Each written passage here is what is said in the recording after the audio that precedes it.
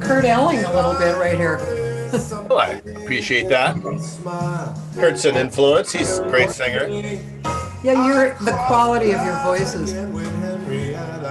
I think our voices are in similar ranges. Yeah. Sounds great. Got to see her smile again.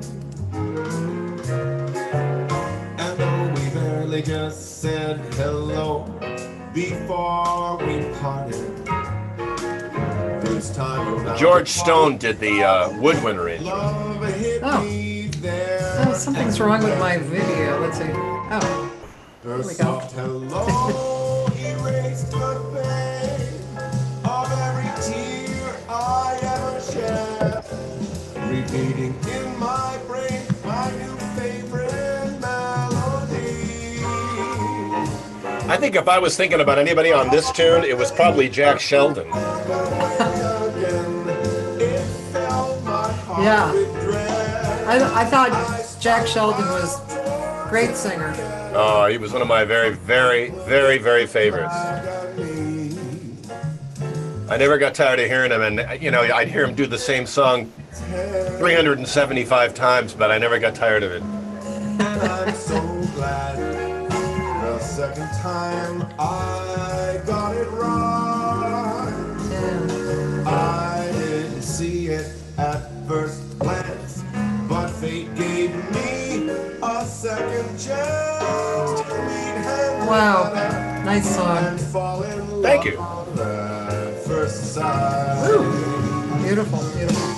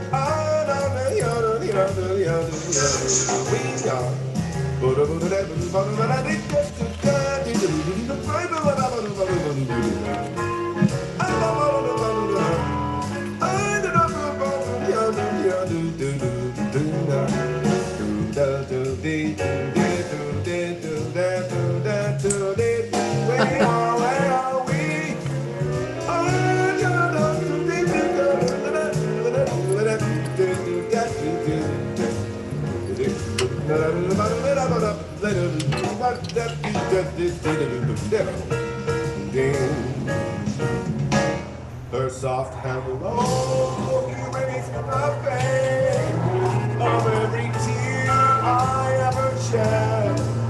Repeating in my brain my new favorite melody.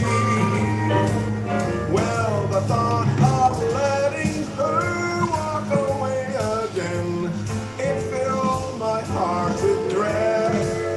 I spun round towards Henrietta and found her looking back at me.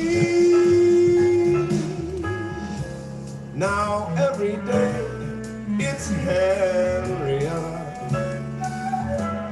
and I'm so glad the second time I got it right. I didn't see it at first glance, but fate gave me a second chance to meet Henrietta. I got to meet Henrietta. Now every day I see Henrietta and fall in love at first sight.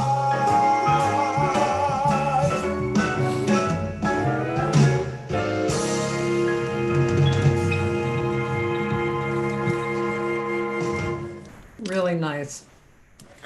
Yeah, we recorded that whole track, and then I did the vocals at George Stone's studio up in Cambria. He and I are old friends from Northridge days, and he has great recording set up there, especially for vocals. And he was going, "Man, this would sound so good with woodwinds." And I just said, "Geez, George, I don't have a lot of money." And he just goes, "Listen, don't worry about the money. I'm going to arrange this, and I'll just do it. And then if you like it, fine. And if you don't, I won't be insulted." So he did a mock-up, and so I got a good arrangement from George, based on old friendship. That's nice. Yeah, the band, the arrangement sounded great. Well, and it's one of those funny things. You think about when I recorded the vocal, I had never heard any of those woodwind parts. Uh, And George actually was able to. There's a couple spots if you listen carefully. He actually lined he lined the horns up with the hits that I just sort of naturally did. had done on the drums. Yeah, so Oh, there's like a cross stick back, and he put the horns right in there. So there's a kind of a backwards engineering there, but it works. It's fun. hey, engineering is very, it's just, it is what it is. It's the studio, so it's not live and it's the studio, but if you just allow it to happen, it's so effective, right? Well, and that normally you don't go backwards like that. I mean, you don't actually track the vocal and then go, "Gosh, horns would be great on this."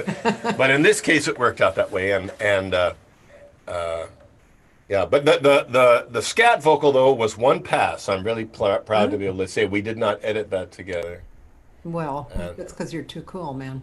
It might not have been the first pass, but it was one pass. Ladies and gentlemen, if you don't know by now, this is Dave Tull, and Dave is like really a great drummer, obviously a great singer, and a great songwriter. Drums. He actually does play drums, really. And it's not just like, oh yeah, I can play drums too. It's like he's a really great drummer. Well, yeah, I was a drummer for 30-something years before I started singing in public. So yeah, I came out of the drums into the other stuff, for sure. Let me guess where you're from. Either upstate New England somewhere or upstate West Coast. Well, it depends. Berkeley is where I'm from. Berkeley, Oh, California. yeah. So I guess that's kind of upstate West Coast. Yeah, Not yeah. like Seattle or something, but No, yeah. but the scene in Berkeley was fantastic. It still is, but I was there during a particularly good time. I was very lucky. The jazz program at Berkeley schools had jazz band starting in fourth grade in those days, Wow. and we didn't think anything of it. When you're a fourth grader, you're not thinking, "Isn't it incredible? We have jazz band in fourth grade." You're just like, "Hey, you're going to do the jazz band," and you just kind of do it. And we also didn't know that the director, Phil Hardiman, not only had he created the whole program, but he created the whole program throughout the district. So he was going to all of the elementary schools and running all the jazz bands in the fourth through sixth grades. And he also went to both of the Wow. middle schools and ran the jazz bands at both of those places. And also, of course, at the high school. So he was spotting players in like fifth grade that he thought had potential, and he'd start handing you cassettes. That's how old I am. They'd hand you cassettes. He'd say, "Take this home and listen to it," But the program there was fantastic, and so yeah. By the time we were in high school, a lot of us had been playing good jazz for 4 or 5 years, maybe. Yeah, yeah. And but yeah, Berkeley was a great place to come up, man. It was a great, lots of good music happening, of all different styles, and Keystone Corner was raging over in San Francisco, so you could go see everybody. So I went over there almost every Tuesday for 3 years once I was in high school, and Oh my God. just saw whoever was there, and you didn't care. And it would be Dexter Gordon, and it would be Cecil Taylor, and then it would be somebody, and then the Great American Music Hall was there too. So all the big bands came through. So you'd see Buddy Rich and Thad Jones, Mel Lewis. I mean, we were really lucky. It was so easy to go and just expose yourself to all Was this that pretty live music. thrilling for you, like to see the Oh. professionals? Absolutely. I mean, I was led into it in the perfect way. My folks were musically trained. Neither of them was professional or anything. But we had a good record collection, and they were appreciators of jazz and classical music, too. So we had heard good music around. But when I began to show interest, they were very supportive. So it helped a lot. And once I got into the high school, it was this, I was a ninth grader, and I was very lucky. Another little stroke of luck was that the drummer who would have been the drummer for the band at Berkeley High School when I was a freshman, left halfway through the year. And so I had the band to myself for 3.5 years at Berkeley High School, starting at my freshman year. Wow. And to be thrown into that scene, and there were all these seniors and juniors who could drive and who had been doing it for a little while, and they were all like adults to me, you know. Yeah. Yeah. And you'd start getting invitations. Hey, man, we're all going over to Keystone on Tuesday. You know, Art Pepper's playing, and I'd go, who's Art Pepper? And they'd go, just get, you know, come on, we'll pick you up at 6. And we'd all truck over there. You could get in on Tuesdays for $6 as a student. I was going to ask, what was the Tuesday? Yeah, Why Tuesdays? it was student night at Keystone Corner, and as long as you kept saying you were just about to buy a Coke, you could put them off most of the night. Oh, those waitresses were totally hip to it, I'm sure. They knew what was going on. We'd be like, yeah, I'm not thirsty yet. I'm gonna get one of those. And they'd finally, maybe you'd buy the $5 Coke, but yeah. So a lot of times, you know, I went over there with some group of older kids, hopefully driving well. I don't remember. The neighborhood Keystone was in was not particularly good. You'd park in this police station parking structure and then walk past the O'Farrell porn theater on your way down to Keystone. And there I was. But once you got inside, it was like a little mecca. You know, it reminded me, when I first came to LA, the first time I went to the Baked Potato, it reminded me of Keystone. It's the same kind of very small, very intimate, like you're right up on the players. And so, yeah, I'd be in the car going, so who's this guy, Bill Evans, that we're going over to see, you know? And they'd be talking and playing. And so, I learned so much. You can't even imagine. And then by the time I was in 11th grade and 12th grade, then I was one of the ones who was driving over there. And what a great place to go on a date as well, you know. Like, what's hipper than taking a girl to see jazz, you know? In a small, funky club. Oh, yeah. Walk past a porn theater, you know. Yeah, Come on. yeah. Right in front of, like, you know, the big, huge people. Yeah. Right? Wow. Yeah.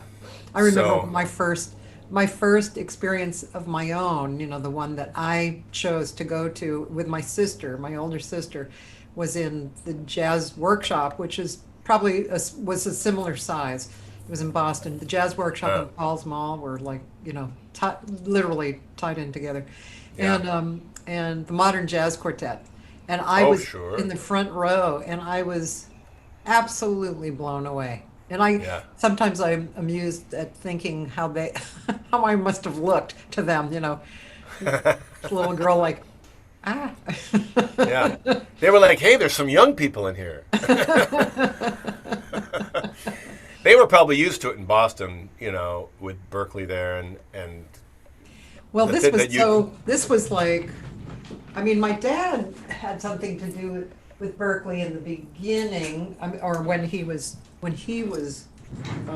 know, kind of coming up. So it was there early, and I went to Berkeley, but, and even then it was small. It was smaller, much, you know, like, you know, a fraction of the size it is now. But then it was probably a fraction of the size it was, you know, because I was probably 10 or 11. Oh, No, yeah. I had to be at least 12 or 13, actually. Oh, it's so great. Well, and actually, the very first time I went over to the city, that's what we called San Francisco, the city, to go across the bridge, was to see jazz, that I remember anyway, was my teacher, Paul Yanamura, who is still around. He's up in the Bay Area. I took from him starting in, I think, 7th grade, and I had been studying with a classical percussionist since I was 10, and some people, the director, I think maybe even at the junior high school, said, you know, you should start studying with the jazz drummer, and he hooked me up with Paul. And Paul and I still keep in touch, but he called me and he said, hey, I want to take you over to the city to hear a band. And he took me over to the Great American Music Hall to hear Maynard. And this is probably 79, maybe, 78, 79. And Peter Erskine was playing drums at the time, and you know, the main thing I remember was just the power. I mean, I had played in a little band at my junior high school, and I think it was before I played the high school even. And I knew what a band sounded like, but I mean, I'd never experienced anything like that. It was wall, bah, And then Paul introduced me to Peter, and it was an exciting night. But I walked out of there with a very different sensibility about what the drums should be doing in a big band for sure. But yeah, I was probably 12, maybe 12 or 13. Yeah, which just goes to show how our ages are different, because Paul Yanamura was on one of my records. I think he was on my first record. Paul went to Berkeley. Was he at Berkeley when you were there? Because I know he was at Berkeley before. He had recently returned from Berkeley when he was teaching. I don't know. I was there 72 to 75. He would have been around the same time, because I know he had gotten back from Berkeley, and I think, and was trying to get going teaching in the Bay Area, and he was. We went from Berkeley to Berkeley and then back to Berkeley. I still have people, if they say, "Where are you from?" and I say, "Oh, I grew up in Berkeley," and they say, "Oh, the college?" Berkeley and Boston, and I'm like, "Yeah, I grew up in a college." Yeah, it was really wild when I was a toddler, walking down the halls, But in any case, I'm pretty sure he was there sometime around that period of time. Hey, there's a chance he might tune in today. You never know. Hey, that would be fun. I haven't talked to him in a long time. By the way, I want to thank you for popping over for today. Dave was scheduled for next week, but Kate McGarry and Lenora Hammond and Shauna Tucker were. There was a mix-up in scheduling. They thought they were supposed to be on yesterday, and so. In the true spirit of improvisation, I texted Dave and I said, "Any chance you'd be on tomorrow?" And he said, "Yes." Yeah, I just had to do my promo really fast. As you saw in my return text, I said, "Geez, that means I've got to spend some time this afternoon to make sure that my massive following turns out." Well, between you and me, it probably will be massive. Well, hope for the best. Let's see. So. And Holly Cooper, wink wink, said we went to Keystone Corner all the time, 78 to 82. Oh yeah, well we were probably in the room at the same time. And Paul Krieger's here, and he said, "Who did you study with?" Oh, was it Paul or other people too? Well, my first teacher was a San Francisco Symphony percussionist. She was named was Peggy Lucchese, and she was the very best teacher you could possibly start with as a 10-year-old, because she was a consummate professional. She played a little bit of drum set, just enough so that I didn't go like, "Oh, what's all this classical stuff?" And, I was 10, so I was pretty open-minded, but she was that perfect combination of firm and moving you along, but like never threatening, and she really she sort of lured me into the thing. I kept studying with Peggy even after I started taking from Paul, and then I took from Paul Yanamura on drum set for about 3 or 4 years. And then somewhere in the middle of high school sometime, I switched over and started studying with a guy named Kurt Wertman, who was playing with Art Landy at that time up in the Bay Area. And Kurt was a kind of a quirky, a little bit edgier player, and studied with him for a while. But I kept studying with Peggy all the way up until I went to Northridge in '81, just because I didn't want to stop. I worked with her on classical stuff and a little bit of mallets. I always remember Kurt Wertman saying to me at one of the lessons, "There's this new band."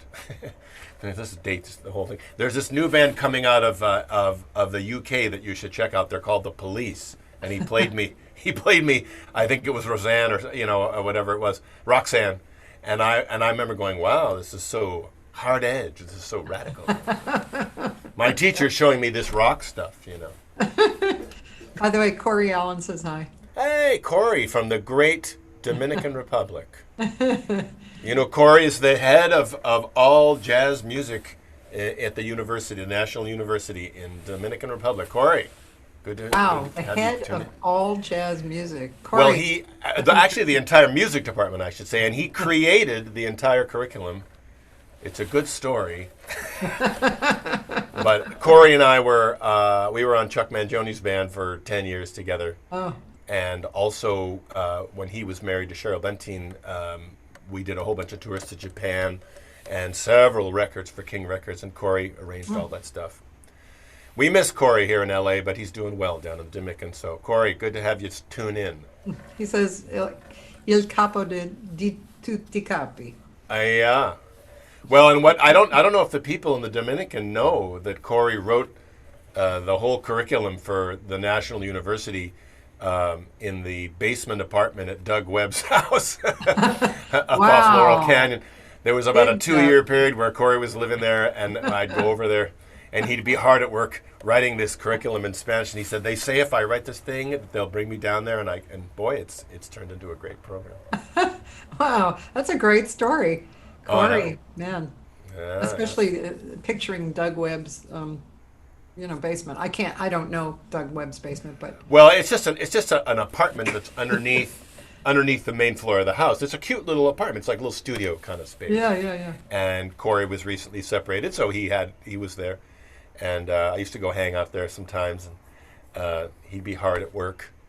But actually, I saw Corey's post on Facebook just the other day. They just graduated the first class from the National University Music Department there, because they didn't have one prior to that. So it's a huge accomplishment. When I went down there, to do some clinics and concerts a few years ago, and they were just getting ready to start. So you'll have to have Corey on sometime. He's got lots of good stories. yeah, that's really cool. Very nice. What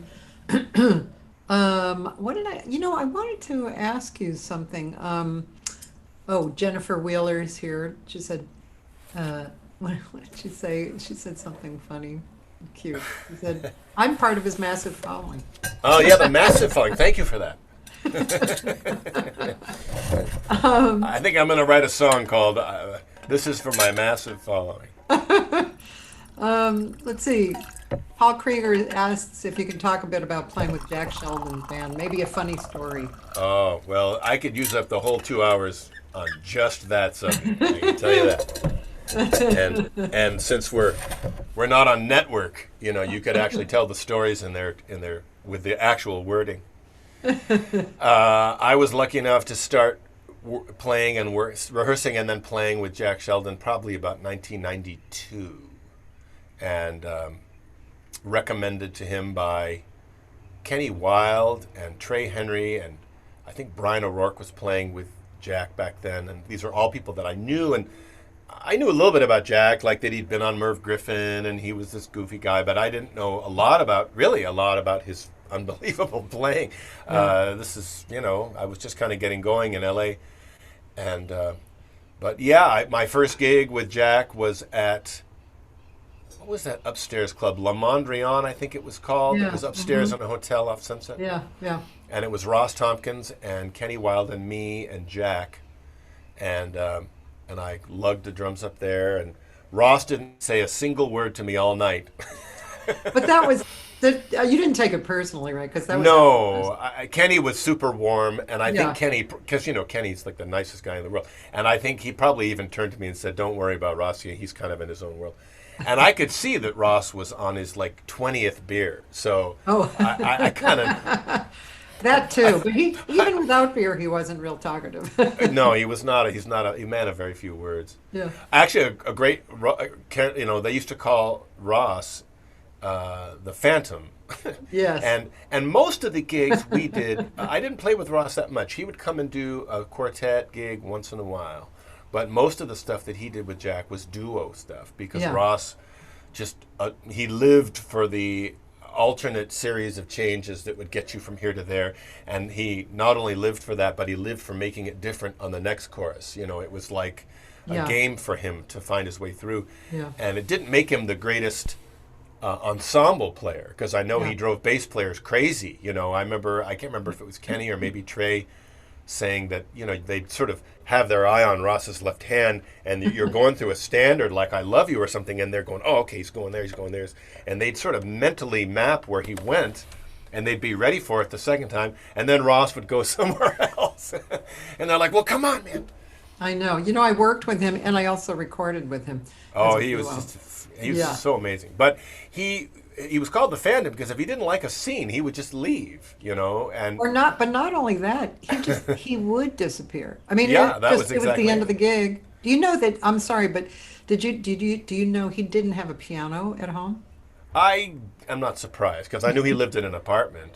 Well, it was a Uh, condo. I mean, he easily yeah, could have had a piano. yeah. He just didn't. He didn't have a piano. But we were doing a gig with Jack's quartet for at Burt Reynolds' house. Uh-huh. You got those occasional celebrity party gigs with Jack, Okay. and it was a birthday party, either for Burt or Bert's girlfriend, or I don't know. But we were all in this little space, and it was loud, and people were talking, and people wanted to sit in, and Jack was letting people sit in, which he didn't usually do, and Mm-hmm. we finished the first set and we're kind of sitting in this little space relaxing, and Ross said, well, I think our work here is done. and and Diane, the manager, said, she laughed and she said, of course, we're here till 10:30. And the next set came around and there was no Ross. Really? so Wow. so there was somebody, like one of the guests was somebody who played enough piano. I can't remember who it Oh was who my came and played the God. rest of the night with us. But Ross was just not going to have it. I'm not going to play in this loud, probably smoky, annoying room. I'm going to go down to Chadney's where it's loud and annoying and smoky and hang out there instead. Where I'm not expected to play. Wow. Well, But yeah, so you kind of shifted off the Jack Sheldon. yes, sorry. So, Um, so let me think. So I started with Jack in '92 or around there. I have to actually look in my diary and see. yeah. I do have a journal that has all these things written down, so I can check the exact date for a fee. But but in any case, yeah, it was sort of this funny back and forth with Jack through all the years, right up until just when he passed away. Yeah. That he would use, there was sort of like a posse of players that would be called, and you'd be getting the call for a couple of years, and then suddenly you were sort of off the rails and it was somebody else. And so Ray Brinker and I sort of went back and forth, and Bob Leatherbarrow played some, and there were some other players that were in there once in a while. And you'd kind of think, oh, well, I guess Jack's not going to call me anymore. And a year would go by, and then all of a sudden you'd hear from him. And it'd be like, Dave, how are you, man? And you go, you stopped calling me, but that's great. I'm glad.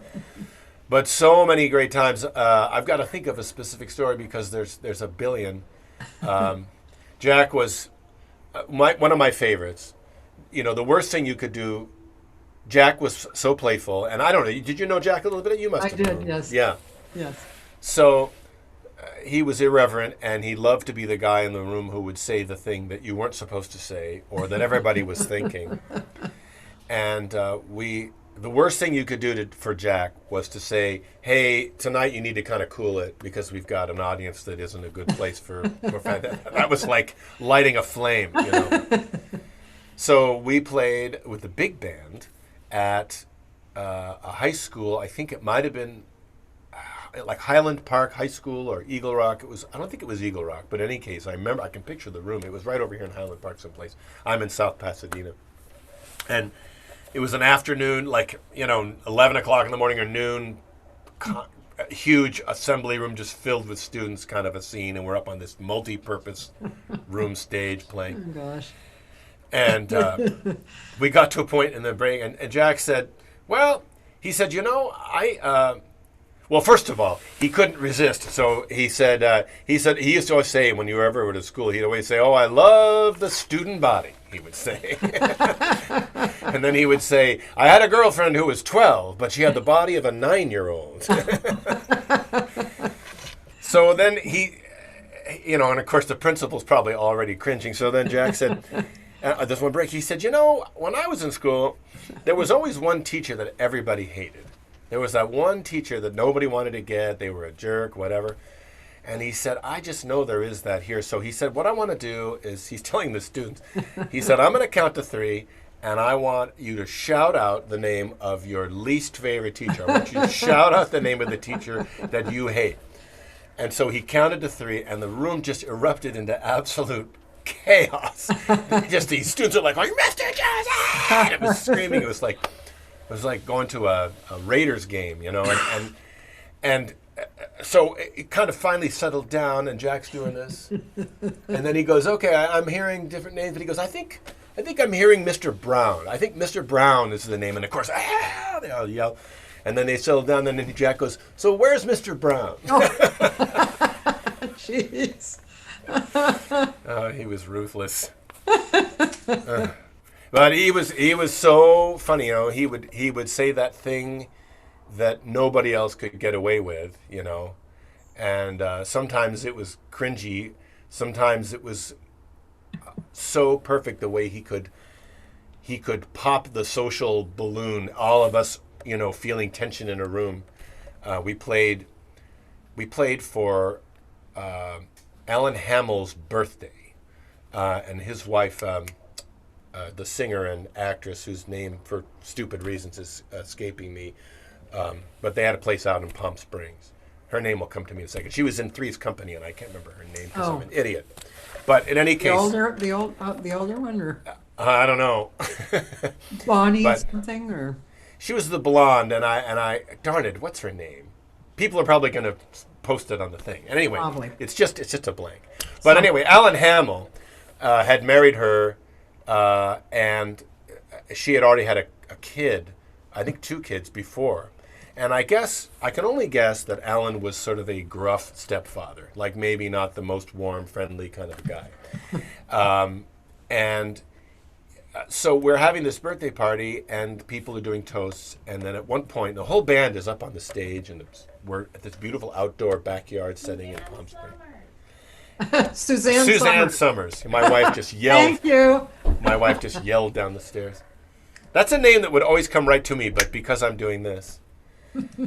So the band is on the stand, and people are coming up and doing toasts, which, by the way, the musicians hate already. Like, don't keep the band on the stage while people are doing toasts. But that's a whole other topic. So then Suzanne's son comes up, and he does his toast, and the daughter comes up and she does hers. And the daughter made the centerpiece of her toast that the one thing that I learned from you, Dad, is that if I ever want anything in life, I have to do it myself. And everybody kind of went, "Woo, that's like not a little left-handed." So then when the son came up, he brought paper with him. He had emails printed out that he had gotten from his dad over the years, especially when he was younger. And he was saying, "Dad, here's an email you sent me, you know, in 1988. And it says," and he's reading off these really harsh, unpleasant emails, like to the whole crowd. Oh, jeez. And it was a very tense scene. Everybody's looking at their shoes. Oh you my know. God. And when he was finished, and people are sort of going like, you know, and Jack goes, "Geez, Alan, it seems like your kids hate you."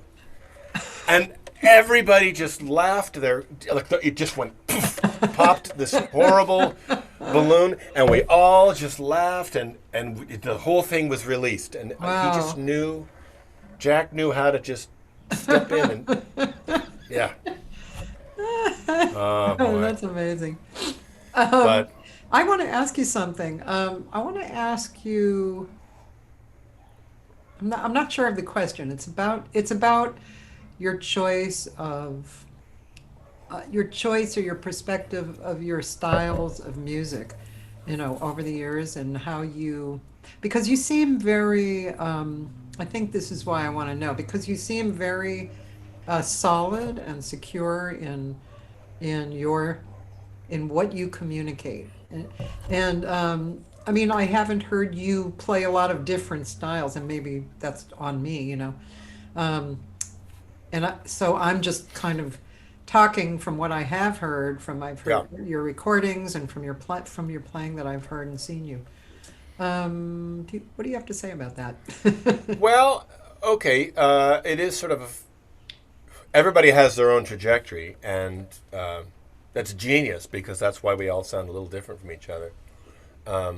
Certainly, as I was, coming out of classical music, and that was, I wasn't like a classical player, but that's what you learned when you're 10.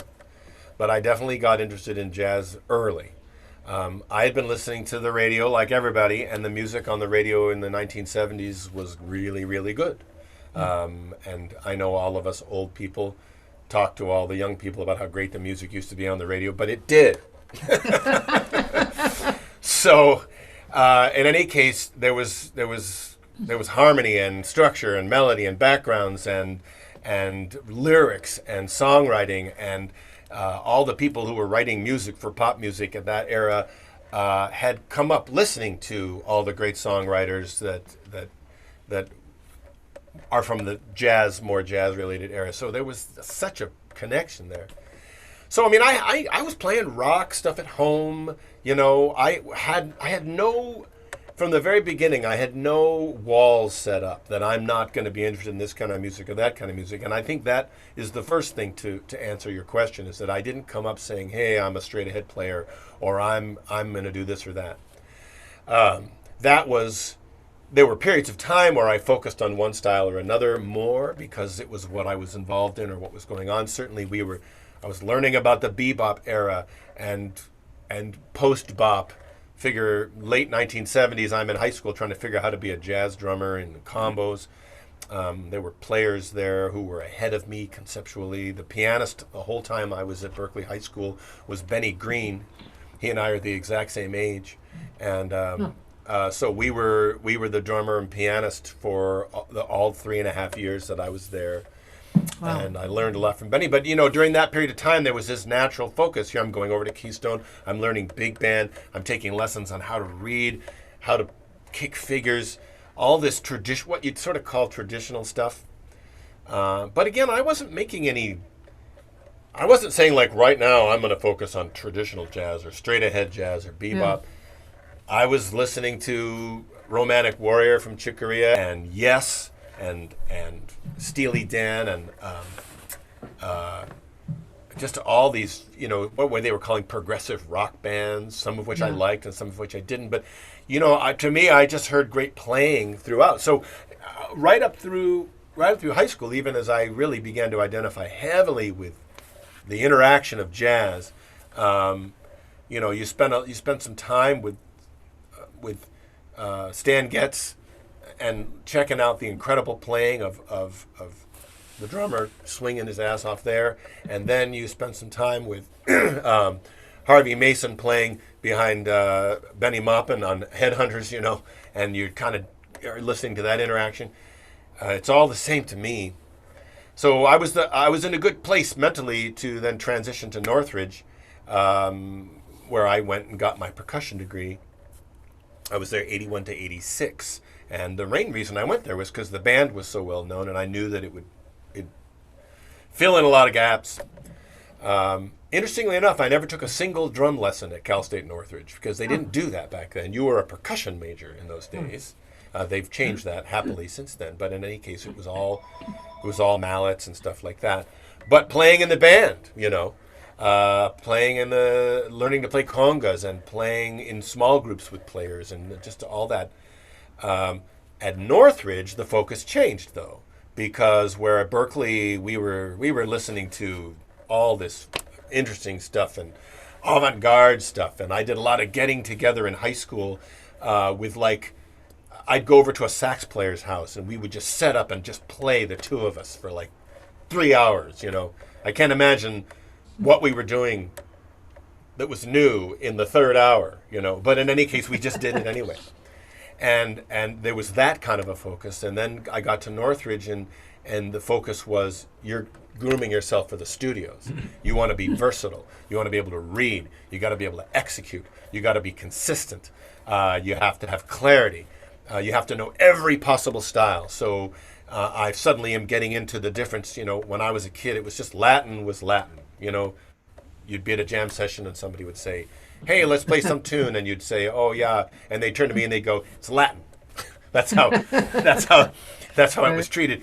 And at Northridge, it was like, well, now wait a minute. There's Brazilian, there's Cuban, there's Afro-Cuban. You started learning about the distinctions and the feels, and listening much more specifically to different styles. And at that age, you're listening more more like I need to find out about this style so that I'll be able to play it, rather than just like I love this music. So so I filled in a lot of gaps at Northridge, and again, always just like I want to be able to play anything. I fell happily into playing a lot of straight ahead stuff because with Jack Sheldon, and I used to, I mean, there was, I still can't believe it, there still is a fair amount of swing big band being played, and in those days there was a lot. Why that is still going on, I really can't figure out, because it really is a throwback to like 1940 or something.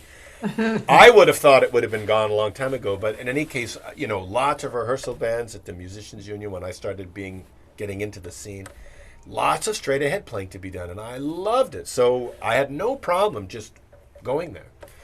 But, you know, when I auditioned for the Chuck Mangione band, you know, he wanted everything. He wanted you to be able to play hip hop groove, and then he wanted you to be able to play his. He had lots of tunes that were rock. They weren't like rock, but they were like light rock kind of jazz thing. rock kind of jazz rock, right? I mean, before we had smooth jazz, and better than smooth jazz was when jazz players who came out of the jazz scene were using these feels in their music, and that's what Chuck was doing. So you had to have that versatility.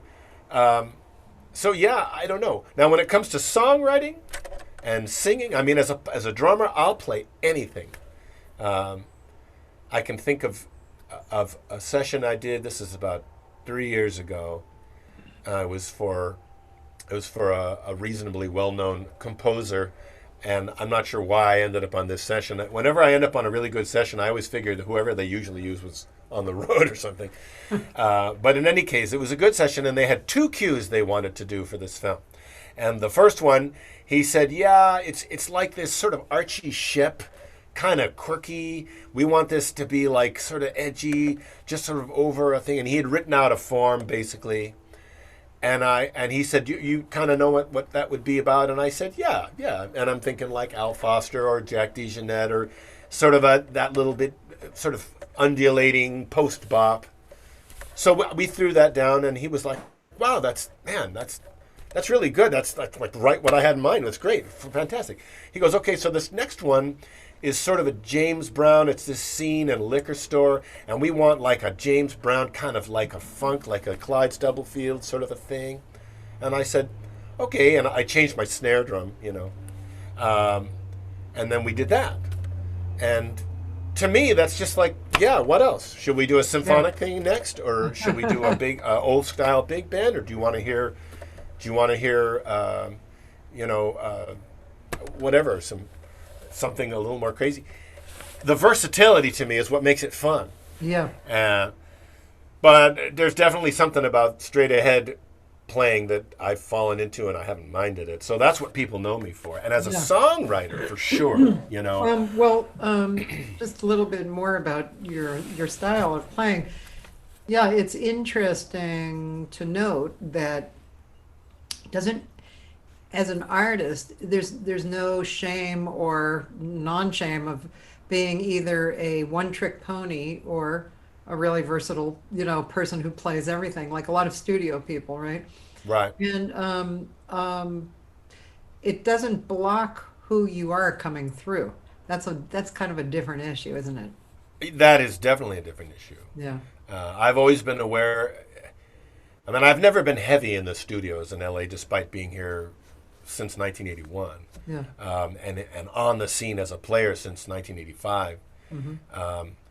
I've done a fair amount of studio work, but it's interesting because my focus, I became aware early on that there was that one of the things that was sort of a hallmark of like strictly being a studio player, at least my perception at the age of 23 or something, was that they didn't want to hear your personality. You're playing for a bank commercial, and they don't want your cool lick, and they don't want your interesting cymbal pattern. They want consistency. Give me the thing so we can do one pass and get to the client. And I'm fine with that. Like, the execution is fun. I like the challenge of just trying to come up with something clear and knowing what would be appropriate and everything. But maybe it's to my detriment whenever I have been in a situation, I've still looked for that little spot to inject just a little bit of me, something. And probably that's why I never became heavy in the studios. But, you know, the places that I thrived were the ones where there was just enough room for there to be a human being at the drums, you know. Certainly all the recordings that I loved in any style were the ones where there was a performance that you could identify. And you could say, wow, the way Jeff Porcaro went to the bell here, or the way that Sonny Payne changed cymbals there, or crossing all styles. To me, it was always about hearing the human being behind every instrument, and with the drums, I was focused there.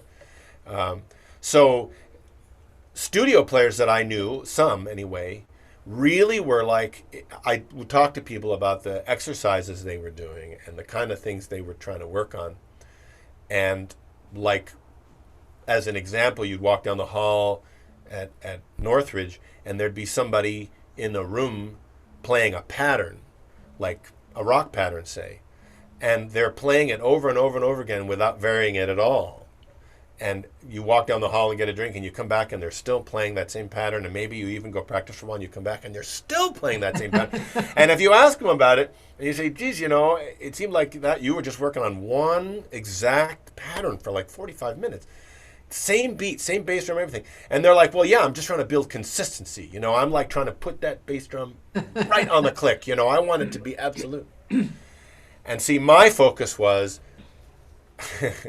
again, probably to my detriment, my focus was, okay, set that pattern and make sure you're not rushing or dragging or doing anything stupid, but then find the ability to vary it around without losing the pocket, you know? Yeah, yeah. And it seemed to me at that time that a lot of the people grooming themselves for the studios they were saying, well, in order to play consistently, you have to get rid of all the improvisatory characteristics. You know, you have to play like a machine. And I was like, no, then maybe I'm not right for the studios, you know. And I remember thinking, maybe that's just not my thing. Yeah. I have to bring something to the table, or what am I doing? So anyway, that's where I've ended up. You know, studio calls that I get tend to be where they would like to have a little bit of personality of some sort. And it's been the big challenge over decades. I mean, if you want to know a change in my playing, what I've developed, I think, in the last 10 years, after all this time, is to be more consistent about being able to break away from whatever I'm doing time-wise, but keep that pocket seamless, but still bring the personality to it. So there. I personally like that idea, and I bet other people listening, I bet people are really relating to that, because it's kind of the hero of being yourself, you know. Yay, you can still be yourself and still do the job, you know. Well, and I was naturally drawn to the players of my era and the ones since then and before who did exactly that, you know. Yeah. Like, they didn't play boring in order to be Right. consistent. Right. They actually found a way to play interesting but be consistent anyway. Steve Gadd comes to mind. I remember Steve Gadd was an amazing example of that. Yeah. And Bernard Purdy, you know, all these guys. That was why I mentioned Steely Dan. You know, they insisted on drummers that had personality, and yet they also were unbelievably precise about execution and everything. Yeah. Jeff Porcaro's another great example. Yeah. So, yeah, so as far as my style, I don't know. I would be just as happy to go and play some fusion, like let's do stuff that's sort of out of the Chick Corea Electric Band, or maybe even before that, or let's do some ECM thing, or let's do Oscar Peterson trio, Yeah. or I'm good with any of it. Yeah. Well, I think, and I think it was Paul Krieger who said, yeah, that was a good question. He was wondering the same thing. And so I think what it is, from what you're saying, is that you're very, your personality in your playing has been really stable for years and years and years.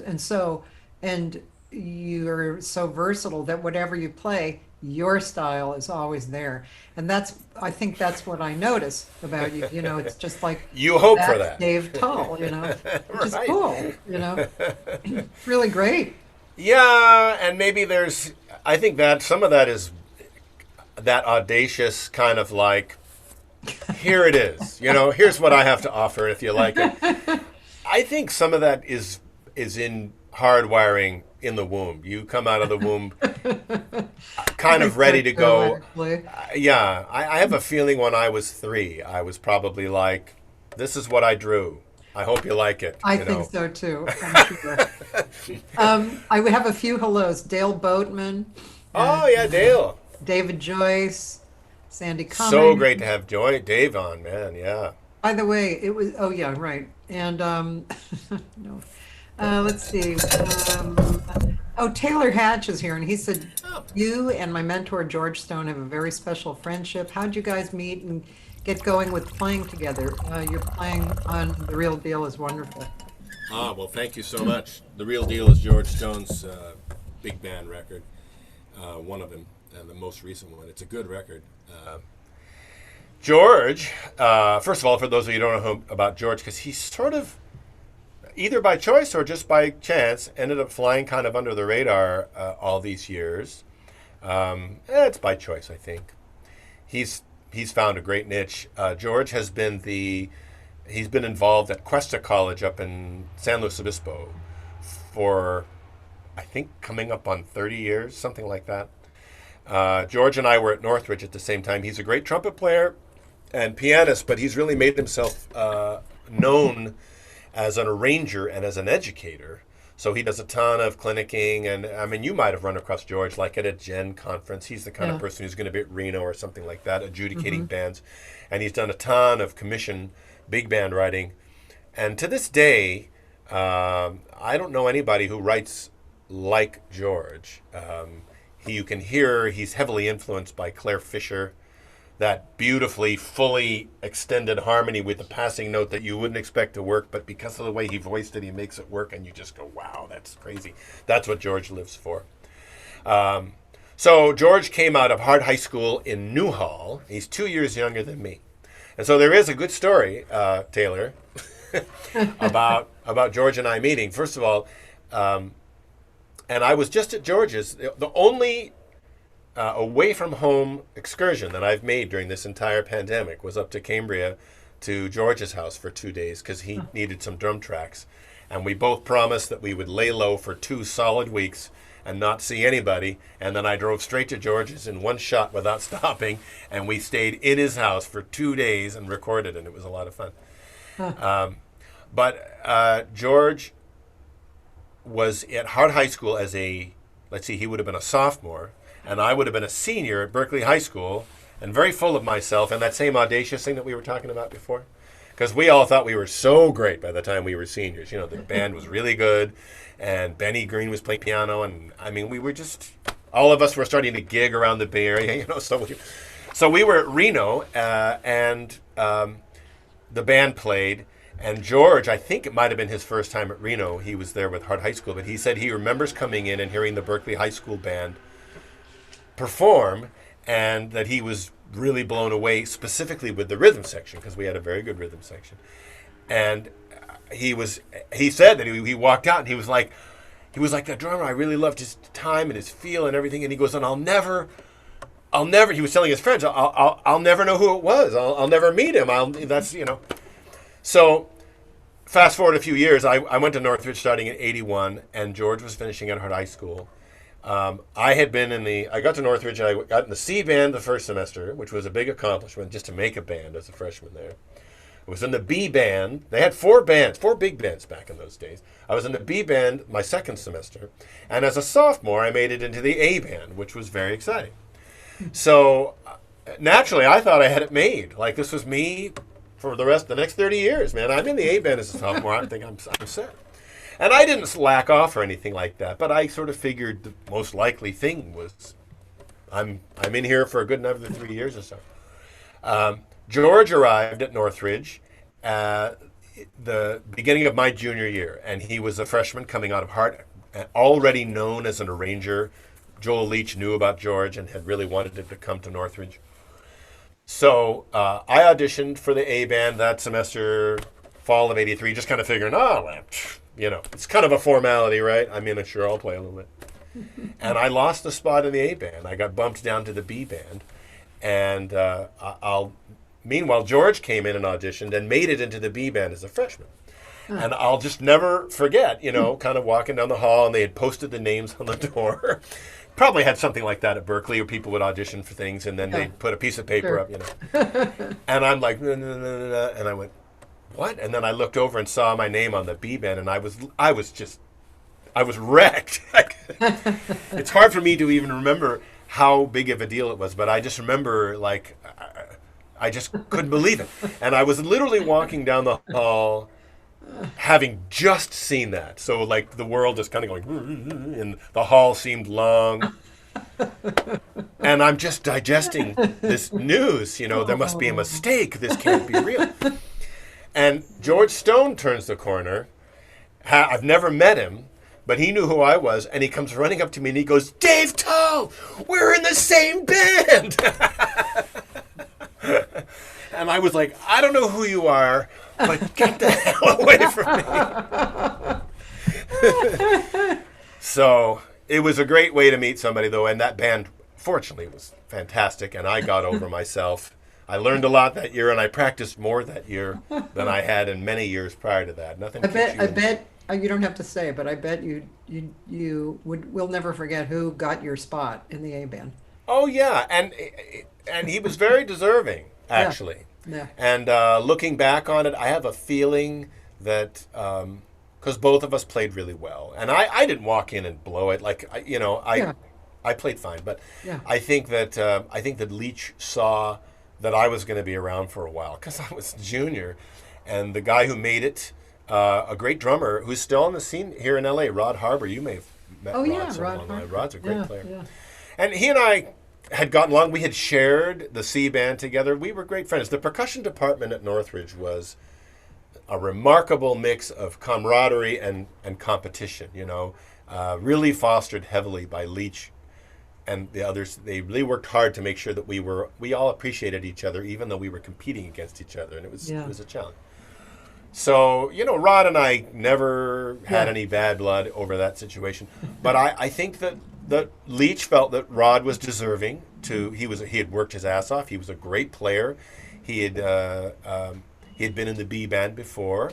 And I think Leach thought, geez, Rod has worked too hard and he's playing too well to graduate. He was a year older than me, to graduate and not have a chance to play in the A band. Yeah. And Dave will be around next year. Yeah. And can come back, and he could probably use a kick in the pants because he's getting a little full of himself, On that comment, I think I'll actually show the people you playing. Sure. And let's see. By the way, Dave Joyce is here. He says hi. Dave Joyce, I'm so glad you tuned in. I'm just always glad to see Dave. What a good dude. Me too. Dave Joyce is a cream of the crop kind of person. Truly.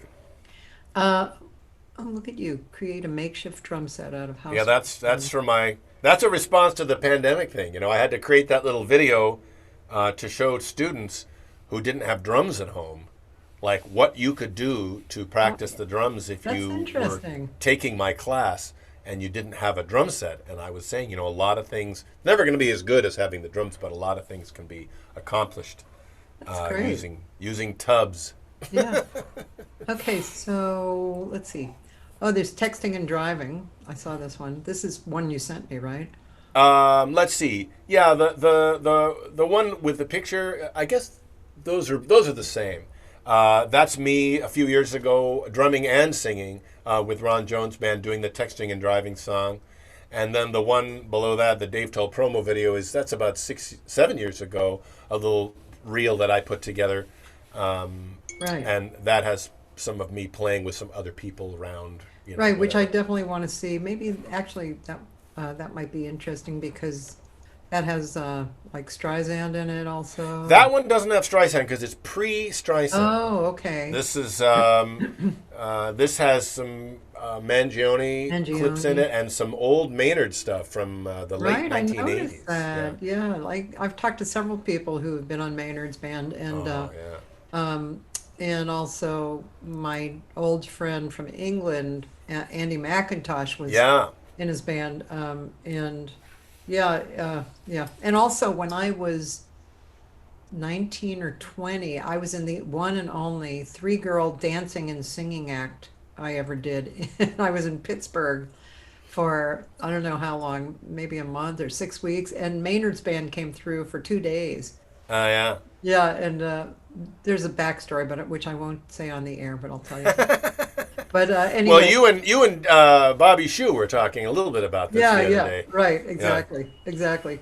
Also, and I've talked to Christian Jacob and Oh yeah, Christian and I were on the band briefly together in '91. oh yeah, and his lovely I wife. was on the band before he was, and it was a funny thing. Speaking of Jack Sheldon, that this is before I was playing with Jack, but there was a period of time there where I was on the band, and the drummer right before me was Ray Brinker, and then I came off, and then shortly after that, Ray went back out again. And then there was a point in '91 where Ray came off and I went back out again. He and I were back and forth on Maynard's band a little bit, just like we were on Jack Sheldon's band over the 25 years that followed that. I didn't And we want- didn't really know each other. I mean, only a little bit. Yeah, and his wife Wilder, of course, is Maynard's daughter. Yeah, I met Wilder when I was on Maynard's band, and we were he hired, I think for like $25 a guy or whatever, but he hired the rhythm section to spend an afternoon tracking a demo for Wilder because she was trying to get going as a singer. Oh And so yeah, we- they talked about that. Yeah. So we did like three little backing tracks for Wilder during a sound check. That was you. Uh-huh. Okay, now tell me if I turn off my mic sound, would you tell me if the music is still playing? The music. Sure. And because I Dave Tull singing one of his songs, and this is called the texting song.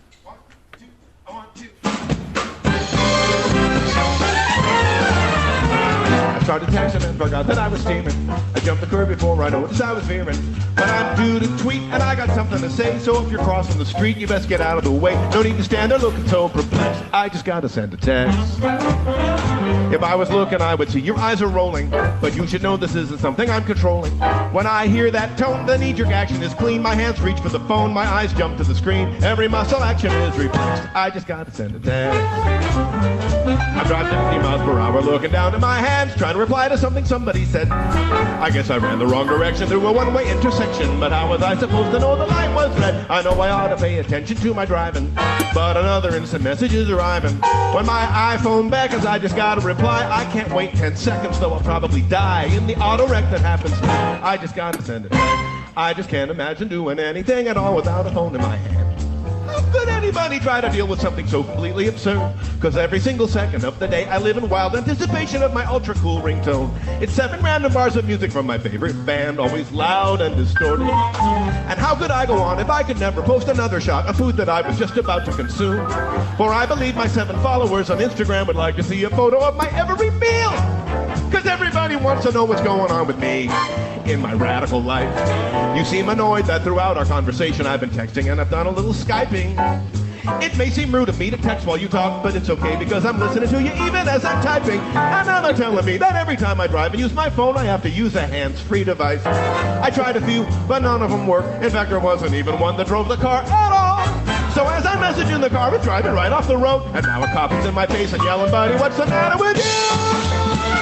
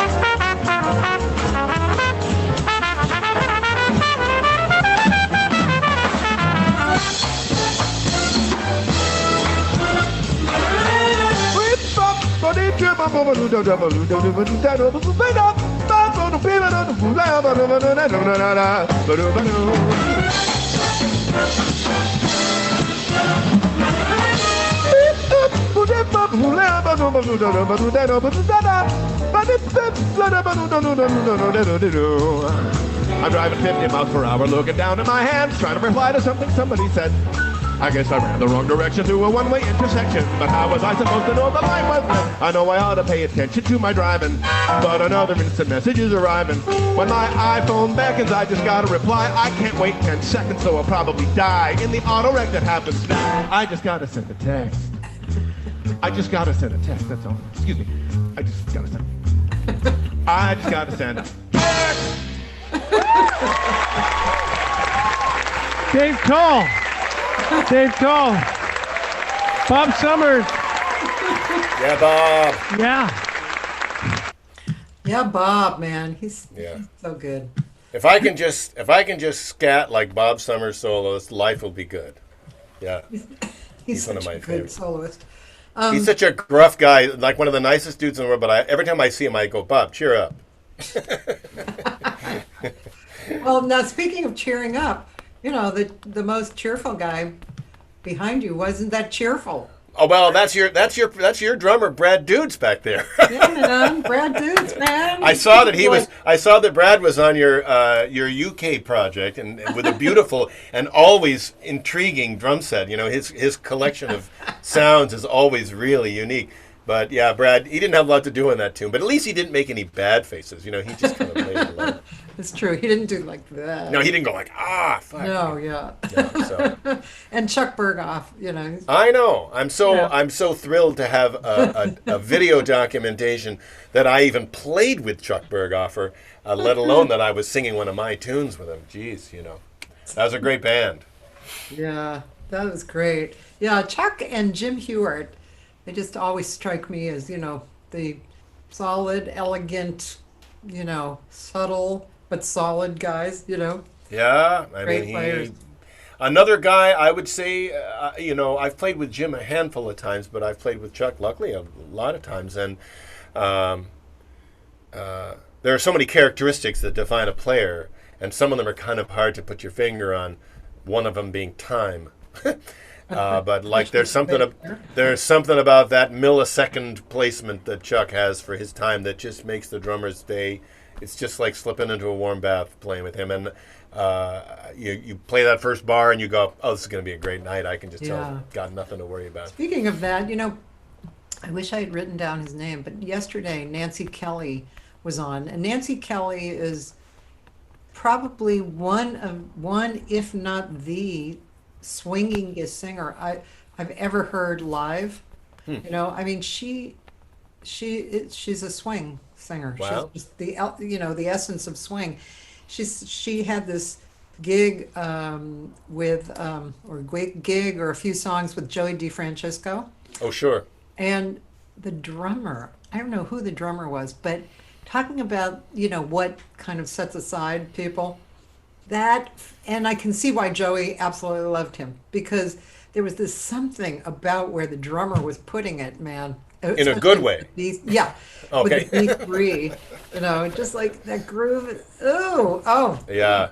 Because right up until the last moment, you know, you can get a ways into describing somebody's time feel before we figure out whether you liked it or you didn't. You're like, well, there was something about it, you know, it's got a certain thing, and it's just like, ooh, and you're like, I hated it, you know. That's true. And even if you use the word bad, especially, he was bad. Yeah. Right? Yeah, right. It was bad time.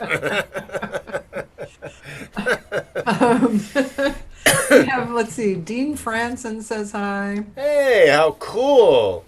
Dean I was Franson. talking about Jerry Steinholtz somewhere. Oh yeah, well he knew about Jerry. Did you ever know Jerry? Yeah, sure. Yeah, Jerry was a big.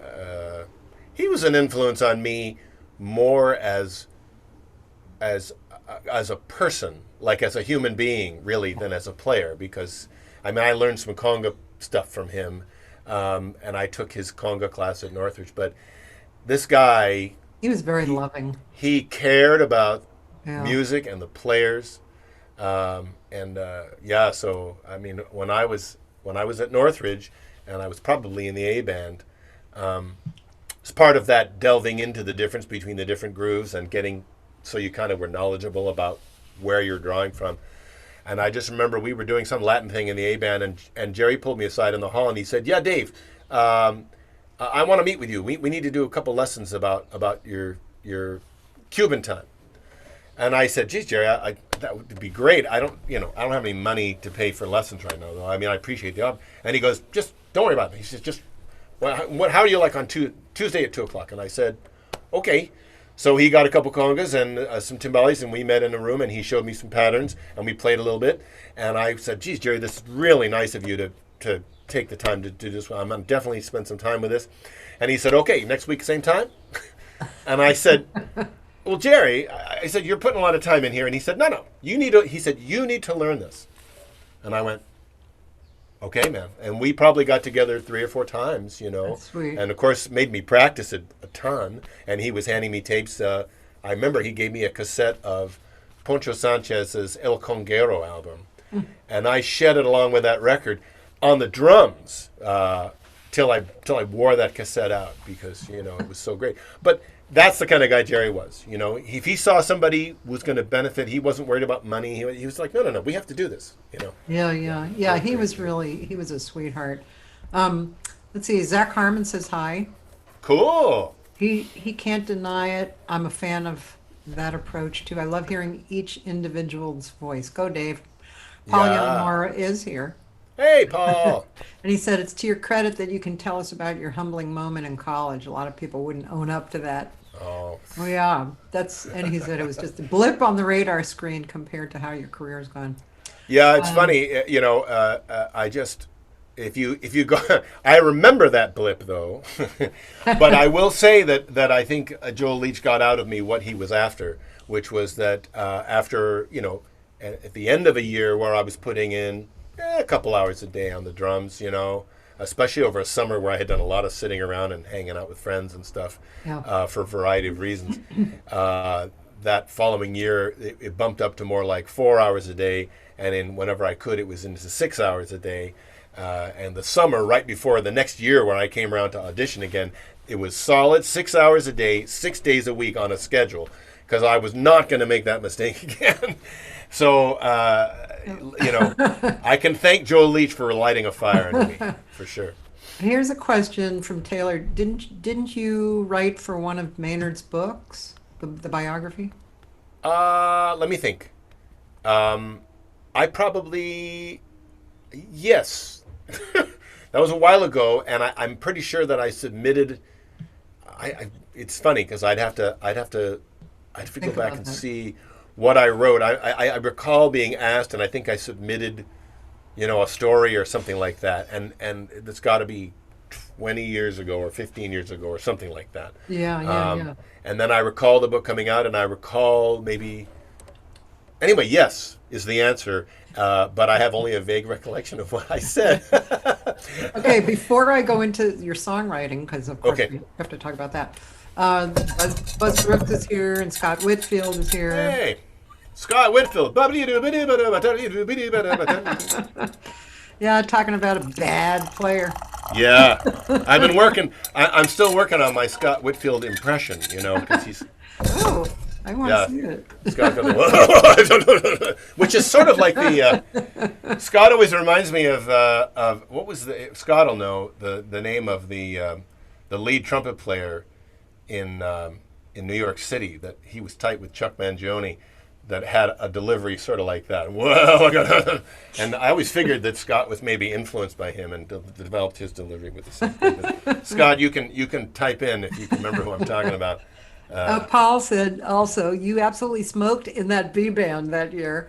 I remember playing opposite that band with Neil Finn's big band at the Northridge pub. I'm glad we went on first. Yeah, that was when Paul was down here. Paul was down here, and was that when he played for you, Cathy? Yes, it during was. that period of time. Yep.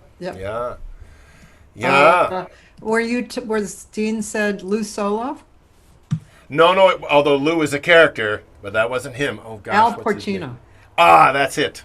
Yes. Yeah. Okay. All right, now into Dave Tull's songwriting and singing. Okay. So first of all, I don't want to sound annoying, but I'm very You can sound particular. annoying if you want to. Yeah, it's my show. I can sound annoying. You can do whatever you want. I'm really particular about singers. I I shouldn't say this because then people will start to notice, but actually this applies to anybody, not just singers, all musicians. If somebody is not respecting what they do enough to really like do it well and I don't mean just being a good singer or a good whatever, but taking the whole thing in, like respect for the musicians and being one of everybody, all of the stuff Right. that's real. I've been known to like kind of have almost a Tourette's moment, like, oh my God, they're so horrible, Taxi! Yeah. and or leave. It's Right. like, oh, like I just can't. And it's funny because normally a very calm, calm, welcoming, okay person. You're okay. I'm okay. But I'm afraid of the fact that this is leading up to a discussion of my songwriting, but I'm gonna let you. I'm gonna let you finish this. Go. No, actually, it was about your singing. Oh, okay. So Oh, no, that's, your singing is so good. It blows my mind. It's like when I hear you sing, I'm like, damn, he sounds so good. well, You're thank you a for great that. singer. So before we go Coming into from you, I'm honored. Thank you so much. especially after what I just said, right? I know it was going to go one of two directions there. So yeah. So think Dave, it's I'm just going to call you out right now. Yeah. So before we go into, we have a lot, a lot of time, but I'd like to know about your singing, how it came about. Did you ever take vocal lessons? Yeah, how did you get to be a good singer, man? I don't know. Well, no, I do. But first of all, a quick answer: I never took a vocal lesson. Actually, there's one qualification. There was about maybe 15 years ago. My daughter Franny, who's a great singer, she was in high school and she was taking vocal coaching from Robert Edwards over in the Valley. I know. And he was a great, great dude. And there were two times where Franny was sick, and it was the day of the lesson. And so I went over there, and I said, "Look, I'm paying you the $60, and I sing too. So show me something." and he actually helped me a little bit on a couple of things. He was very efficient. Yeah. But with that exception, I never took any vocal lessons official like I did with drums and percussion and everything, where you're in a room with a teacher Yeah. and they're saying, "Work on page 37." Yeah. I never did any of that. Which I have to be careful saying that because I don't want young singers, like if I'm doing clinics at high schools and colleges and things, I don't want to make a big deal out of that and sort of give the impression that that's totally okay. What I'll say is that whatever the end product is, however you get to it, and whatever it is you need to do to get to that end product and have it be at the level, that's what you should do. Right. And I think that for whatever reason, every person has a different computer in their brain, and for whatever reason, pretty good with pitch, definitely an understanding of relative harmony and the kind of emotion that's attached to chords and melody when the way they relate to each other. And then, coming out of drumming, the reason I was drawn to drumming, I think, is because I kind of understood about time feel, very early. And so those are all important pieces of the puzzle, and there are others as well. So the reason why I became a singer is because it came naturally to me. I was singing harmonies along with the radio when I was a kid, which I'm sure drove my brothers crazy. Usually in the car, and usually I was drumming on the seats too, so you get both. But I have a very clear memory of maybe being like 8 or 9 and singing some harmony, and again, probably very annoying, in the car. And my brother turned to me and said, "David, will you stop singing, trying to sing, harmonies with the radio? You don't know what you're doing, And I stopped, which was a rarity, I think. I was the youngest of 3 boys, so, the youngest never stops doing anything.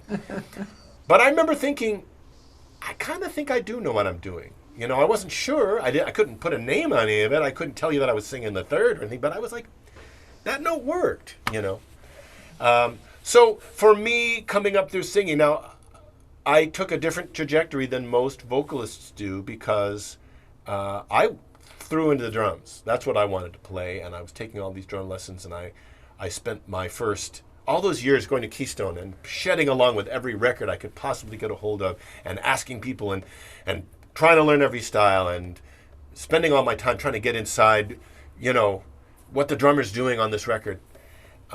So I would play along with the record. I used to play along with albums. I still do all the time. And I would, if it was a record that had a lot of depth to it, I might play along with it hundreds of times. Man, I can't even tell you how many times I played along with Now He Sings, Now He Sobs by Chick Corea. It must be thousands, trying to figure out what Roy Haynes was thinking, So there were these albums that I had heard so many times that it was just sort of natural that I had just about memorized the instrumental, the blowing solos.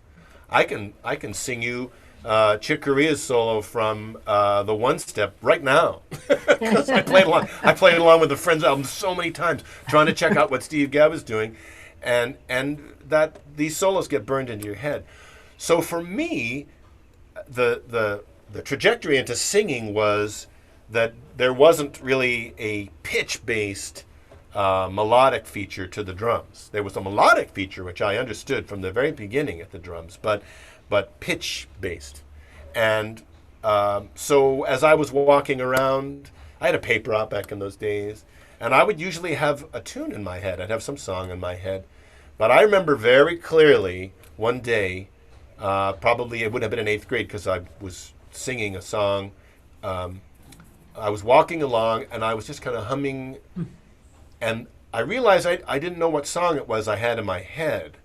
It was a song I knew, and I thought, I'm not singing the melody. I don't have the melody of the song in my head. I have the changes in my head. I'm hearing the root movement of this tune. I'm like hearing a walking bass line through a set of changes, and I honestly am not sure what tune this is, And any jazz musician knows this experience. You have to kind of go, oh, that's Just Friends, You have to get to that one chord that is Right. distinctive about that tune, and I remember going, oh, that's Just Friends, which we were playing in the band, and then it hit me. I was like, wait a minute, I wasn't listening to the melody. You mean the tune has like parts to it that can be pulled apart like that? Most people come to a song melody first, and then sort of subconsciously supported by their awareness of the chordal structure, Everybody, even the lay person, hears it all at once, but they don't consciously perceive except the melody. And then a player who wants to learn comes to their understanding of the harmonic stuff underneath. Yeah. Jazz musicians come to a point where they're like, we really don't care about the written melody that much. It's just, the melody to Just Friends is great, but really what we're doing is stating it. We're stating it once for the audience so you know what we're going to blow over. That's what we're doing. It's about the changes. It's funny. And so there was definitely a moment there, late junior high school, where I kind of came in touch with the idea that a big part of the structure that mattered to me about a song was the changes. And I sent my ear there on tunes. Instead of just learning the melody, I started like consciously hearing the relationship between the root movement and the melody, and beginning to learn about chord qualities. I couldn't name them, I couldn't have told you what a half diminished chord was, but I knew that sound. I was like, there's that sound, that chord that's sort of like a minor chord, but it isn't, And so it was very natural for me. I'm listening to all these solos that I'm shedding along with. I'm listening to chord changes in my head. Beginning to create melodies of my own was just a natural outgrowth of that. So I was blowing first. I was walking around singing solos on Just Friends or whatever the tune was in my head way before I was worried about what the melodies and the lyrics were to these tunes. So I come to it from a unique perspective, I think, than most people who are learning the melodies and the lyrics first. And they're trying to learn how to tell a story, and they're trying to learn how to inflect, and they're trying to learn how to phrase, all of which is very important. And then they're like, oh, and it would be great to solo too, Yeah. Like that's sort of a secondary thing. Uh-huh. So And that's affected my singing style a ton. Now there was a point definitely where I started really falling in love with the lyrics, and realizing that certain places in the melody pulled at your heart because it's that spot where the composer shoved that flatted fifth at you, and or the flat six, and you're like, ah. And again, not knowing what it was called, but just knowing that suddenly you feel sad, and that's right where they say goodbye, and you're like, oh. So I began to really learn the lyrics to these tunes and the melodies and get inside the phrasing of the melodies themselves. But the soloing came first. Okay. Now, I have to read this. This is really nice. And Tekka says hi, by the way. But Paul Krieger, this is just a really beautiful compliment. I've been a Dave Tull fan since Sweet and Hot Festival days in LA, 2000s. I'm also an amateur drummer, and one thing that has impressed me about Dave is how kind and helpful he is to fans and semi-professional musicians. After hearing his stories about his own experience, I understand why, quote unquote, he's passed it on. It's very encouraging that Dave has shared the spirit of helping others. Also, until I heard Dave's original compositions, I thought the Great American Songbook had been written. Not so. Dave's tunes are destined to take their place in the Great American Songbook. Bravo and thank you, Dave Tull. What a beautiful compliment. Jeez. Send that to me, Paul. I want to put that on my website. That's like Isn't that fantastic. beautiful? Thank you, Paul. Well, I appreciate it. Buzz asks, can we purchase any lead sheets from either album? Absolutely. I have everything with maybe two exceptions. I have Sibelius PDFs of every song that I've written. And so it's as easy as sending me an email. My website is davidtull.com, and I have to lean in davidtull.com, not davetull.com. If you go to davetull.com, it doesn't work. Somebody else already has it. At least Probably it's not a porn site. Probably somebody named Dave Tull, I would think. But in any case, so it has to be David. But if you send me an email, dave@davidtull.com. I know that's complex, I'm sorry. Or you can go to my website and you can get my email there. Just send me a thing saying, I usually charge $5 tune, and I send you a PDF. You PayPal me $5, and everything's good. Scott Whitfield keeps saying that I should publish a book with my tunes in it, and I keep thinking that I'm going to do it. I actually had a discussion with Chuck Scher. Do you know Chuck at all? From Scher Music Sure. up in the Bay Area. Chuck He and I were Scher. talking.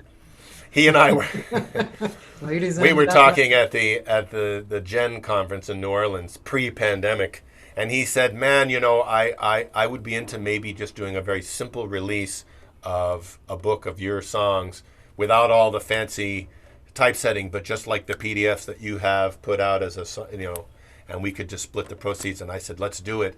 And then that was early January, and now we're sitting here. But maybe I should contact Chuck again and say, "Hey, what are you up to these days? Maybe you want to put this book out." I think you should, actually. But anyway, in answer to your question, just send me an email or get a hold of me somehow, and then we can deal with sending any. And I can change the keys of the tunes too if I've had that's nice too. some female vocalists who wanted something up a third or whatever. Yeah. And Holly Cooper said, you could change your website to Dave Tull. It existed, and I've kept it. The only thing I have done is I've kept an eye on the registration for davetull.com. Right, because you could buy it and then direct it to And I've thought about approaching the guy whose name is probably Dave Tull, or his son is named Dave Tull or something, and saying, "Hey," but it's never been that big of a deal. But maybe he needs to have a little accident. I mean, something could happen to him. Okay, so let's get into talking about your writing. So, okay, have you written like hundreds of songs, or no? Have you just written like a good handful of these real solid tunes? Yeah, a good handful is probably a nice description. There are 29 tunes that I've released, I think. and I've got 3 new ones since the release of Texting and Driving that I like and that I will record and release someday.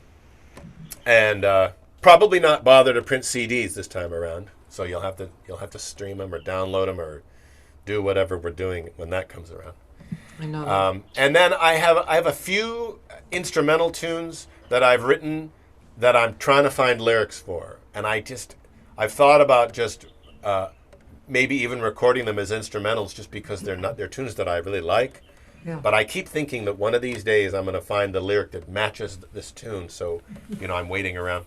So there's a few of those. Henrietta was really pretty. Oh, thank you. Yeah, I think that it's funny. You write funny tunes. Yeah. And I like to think that what you write, if you're doing it like I am, like I've never been an industry writer, one of those guys where they're writing for a movie or something, and they say, we need a song about light globes, and we need it by Thursday. And they go, no problem. And they make it up. I've always been more like an idea comes to me like, hey, that could be a tune. Or maybe I'm writing a song that I like the sound of, and then I go, oh, maybe it feels like it wants this lyric. So it's a very long, slow process that I feel no particular desire to rush. But as a result... The song, for instance, that has a lot of lyrics, right? Right, that one does. Yeah.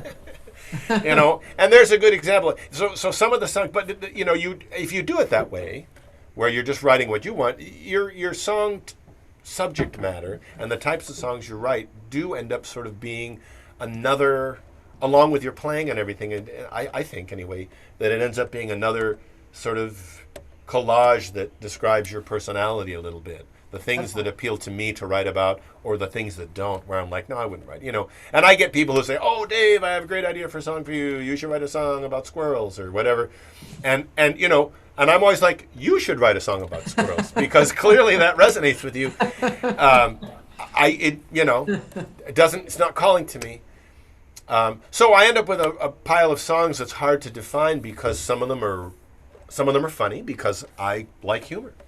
Some of them are just nice tunes because I love changes in melody, and I'm fascinated with the way, after we were talking about changes in melody and then getting into the lyrics, and this is where the Great American Songbook, I think, has the market cornered, even on pop music from the 70s that I was so excited about. There was, as Paul Krieger would probably say, and there still is in the hands of certain individuals, there was an art to structuring a melody and structuring the changes and structuring the lyric so that it brings the listener unconsciously to this moment where it hits you and it goes right past all of your analysis. You're not thinking about the rhyme, you're not thinking about it strikes an emotional response. To me, that is amazing. I'm fascinated by that. Yeah. And so I'm looking for that always. Yeah. So some of my songs are really sad. But that's what seemed like it wanted to be, right? Yeah. Yeah, you play piano as well, right? I play what I call a ranger's piano. Yeah. Like I can't sit at a gig. I'm not a good soloist at the piano. I can get around a little bit, but there's always that annoying wrong note. Have you ever noticed how many keys there are on a piano? I mean, there's really a lot of them. And at any given time, I'm trying to hit one, and it just seems like I've got 87 wrong choices sitting right in front of me.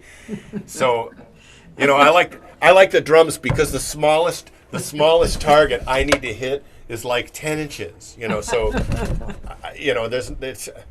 But in any case, I love chords. Okay, so I will sit at the piano and be fascinated by how this change leads to that one, or stumbling on somehow this change goes here, and I'm not sure that I've ever heard anybody do that, or if I did, it was someplace. But why does that work? It shouldn't, but it does. Yeah. So that's the kind of piano that I play, and it informs my songwriting a ton. Yeah, but there's just something about writing a tune. I mean, isn't it kind of timeless? Yeah, It's definitely, wild. it's timeless. You throw off a great improvised solo. Who inspired Henrietta? Paul Yanamura asked. That's a funny one. because that gets into the question of whether a song is lyric first, or subject first, or tune first. Yeah. And this one was tune first, but it sort of it had a funny little thing. I literally, and this is the only tune I have that's like this. I literally woke up one morning and just kind of had da dee doo da ba da doo da da. I had like that little piece of melody sitting there. Yeah. And so I thought I should write that down, So I wrote it down and then sat down at some point and figured out what the chords were that my mind was hearing underneath it.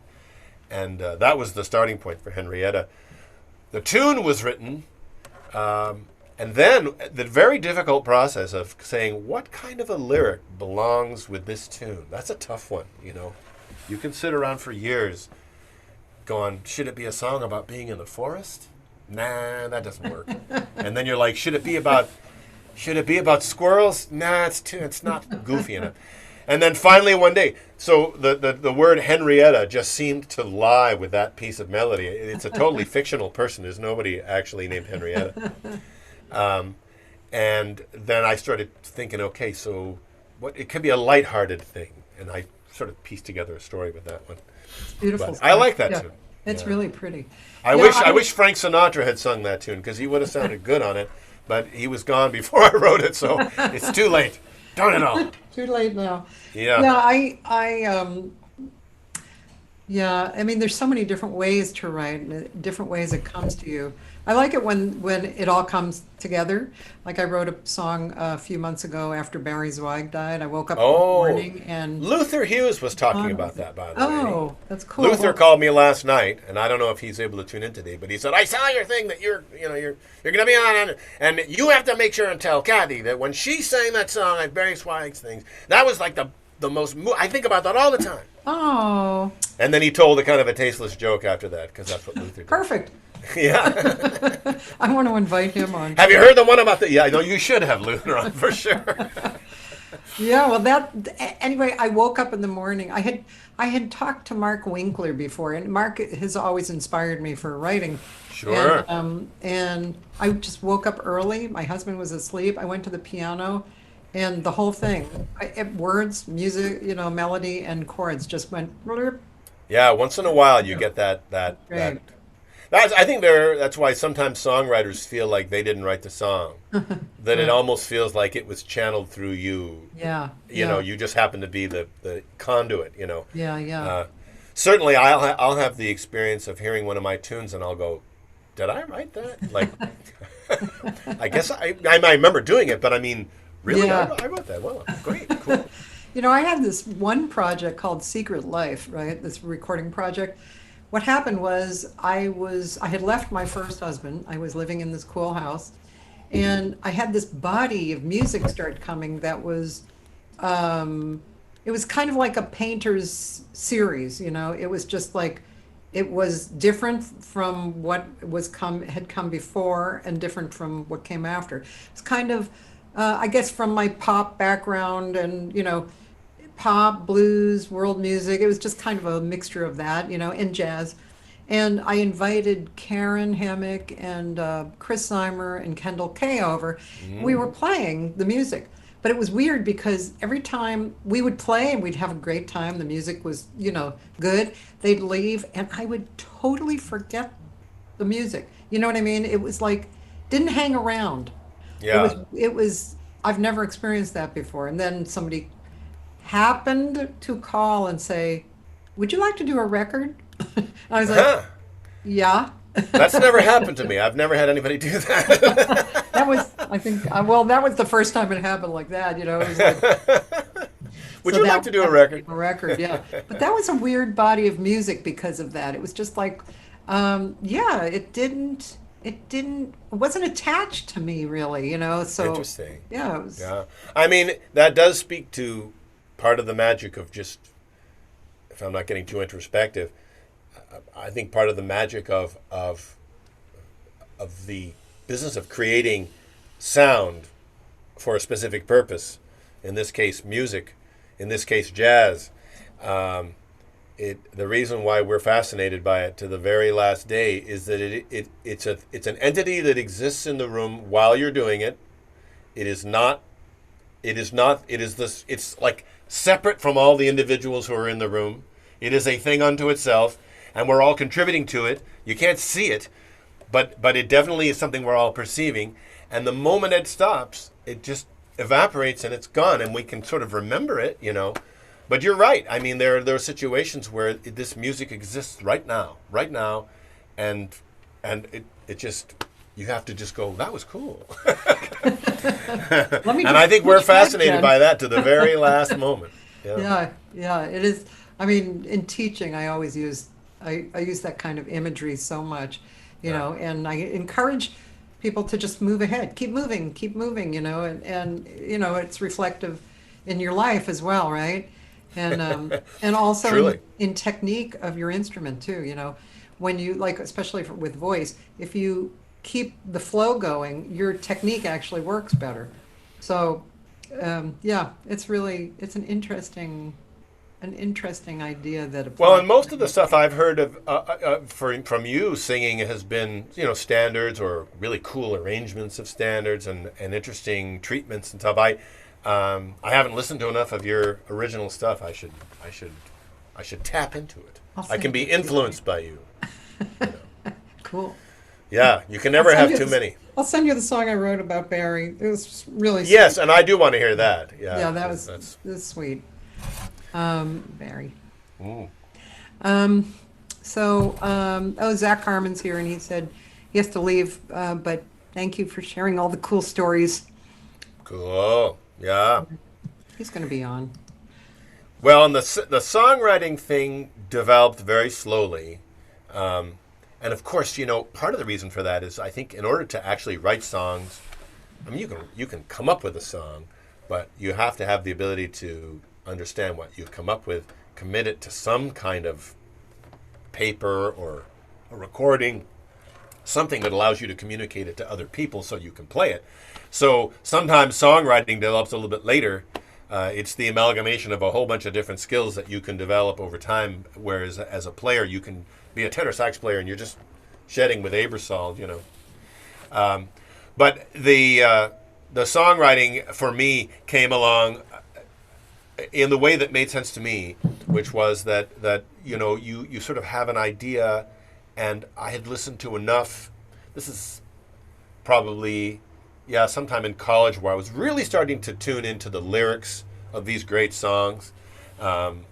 I remember very well when Linda Ronstadt put out her first album of stuff of Nelson Riddle's. And I'm kind of embarrassed to say that ended up being a first exposure to some of those tunes to me.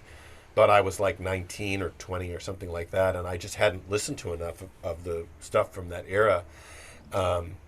Later on, I went back and found original versions of the, you know, people singing those things that were maybe more jazz style than perhaps Linda Ronstadt. But in any case, I started really being fascinated with the construction of the melodies and things. And so naturally, you begin to, your brain is playing around with that. And then you run across a situation in your life where you think, wow, you know, that I might be able to write a song about that.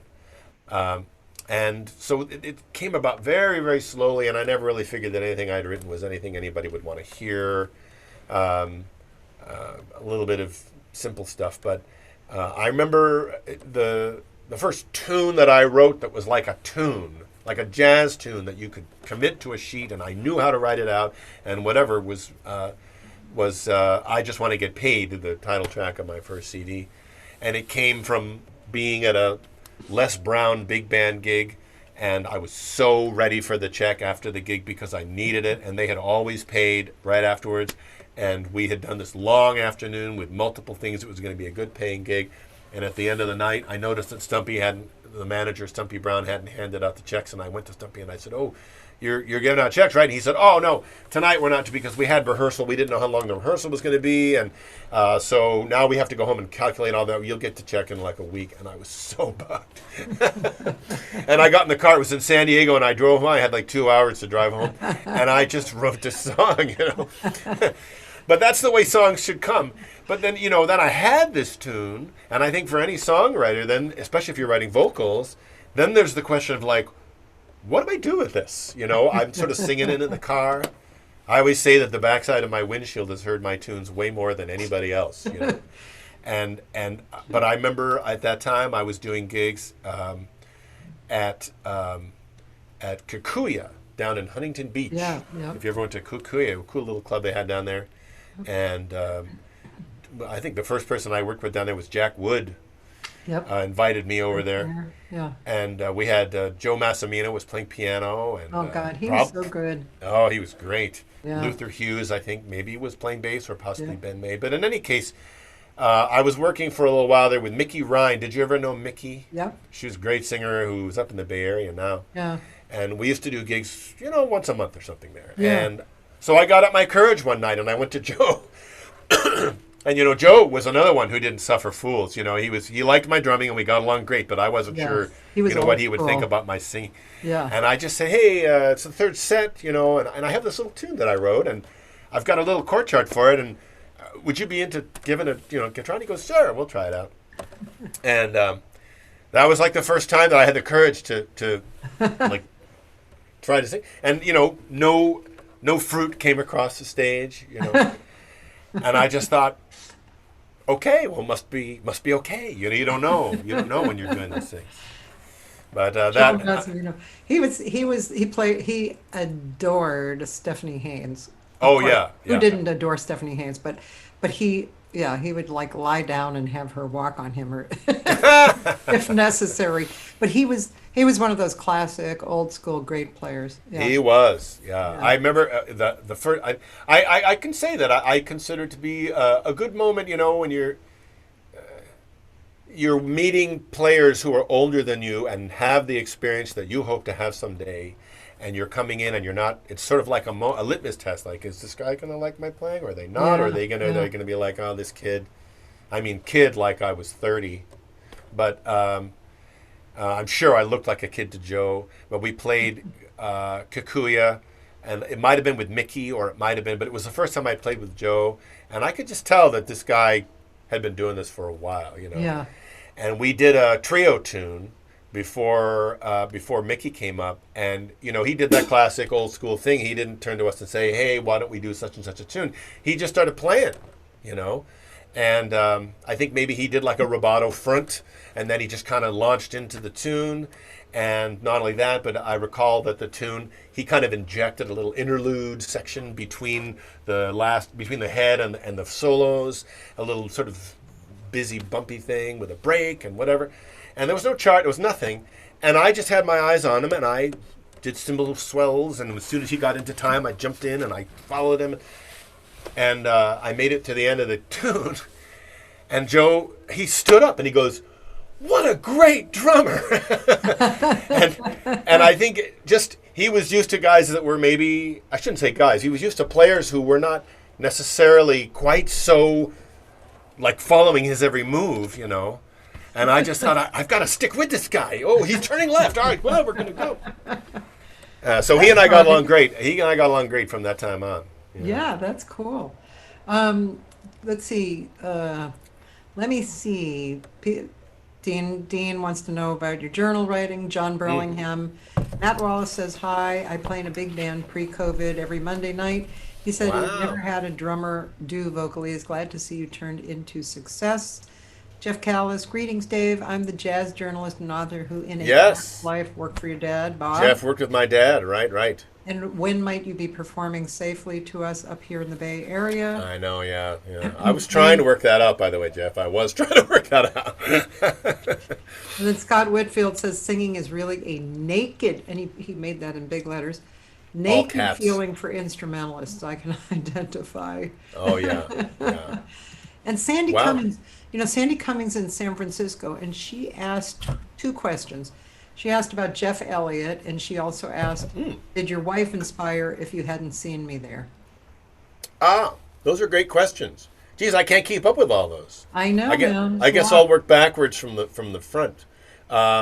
Yes, my wife did inspire if you hadn't seen me there, which is, I do tell audiences that, but if you didn't know that, And my wife and I have been married 31 years, and we met at Northridge. She's a flautist, and the story behind that is not hugely long, but I was your typical 20-year-old, super self-absorbed, practicing drummer, shedding all the time, and doing a little bit of hanging out. And Dawn was fantastic flautist at Northridge, and the halls, at the music building, and probably Berkeley was the same. It was like a big soap opera out there.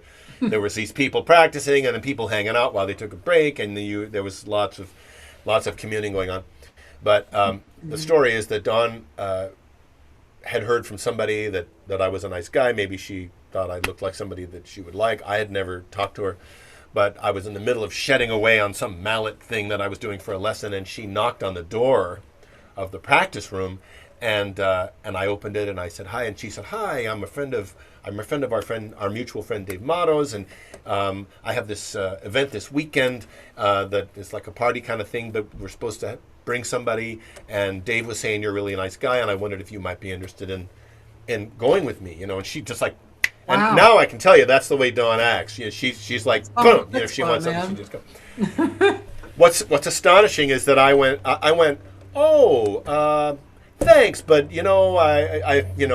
I think I've got stuff going on this weekend. Like I didn't know who she was, and I was like, yeah, well, thank you, but I really appreciate you thinking of me, but I'm kind of working on this thing, And Dawn, man. dumbass, Wow, stupid I idiot. can't imagine what she must have thought. So she probably thought I was a jerk, is what she probably thought. But in any case, somewhere along the line later on, we did get to know each other a little bit better, not too long after that. And, of course, she's proved to be a true gem. In any case, so the song then is about that meeting. I didn't write a song about somebody knocking on the door of a practice room because I figured people wouldn't really be able to relate to that. So the song takes place in a park, but it really is about like how lucky I am that you noticed me. Like I can't even believe it. So, and what was the second part of that question? There was the song, and then there was something She else. said you had a gig. That's I had what a Dawn gig? said. She said you had a gig. Oh yeah, well that's it. Maybe See? that's what you said, right? Yeah, it probably is what I said. But Dawn's the best, so I can say it publicly now. Yeah. Dawn, you did good. Yeah, she stuck with me.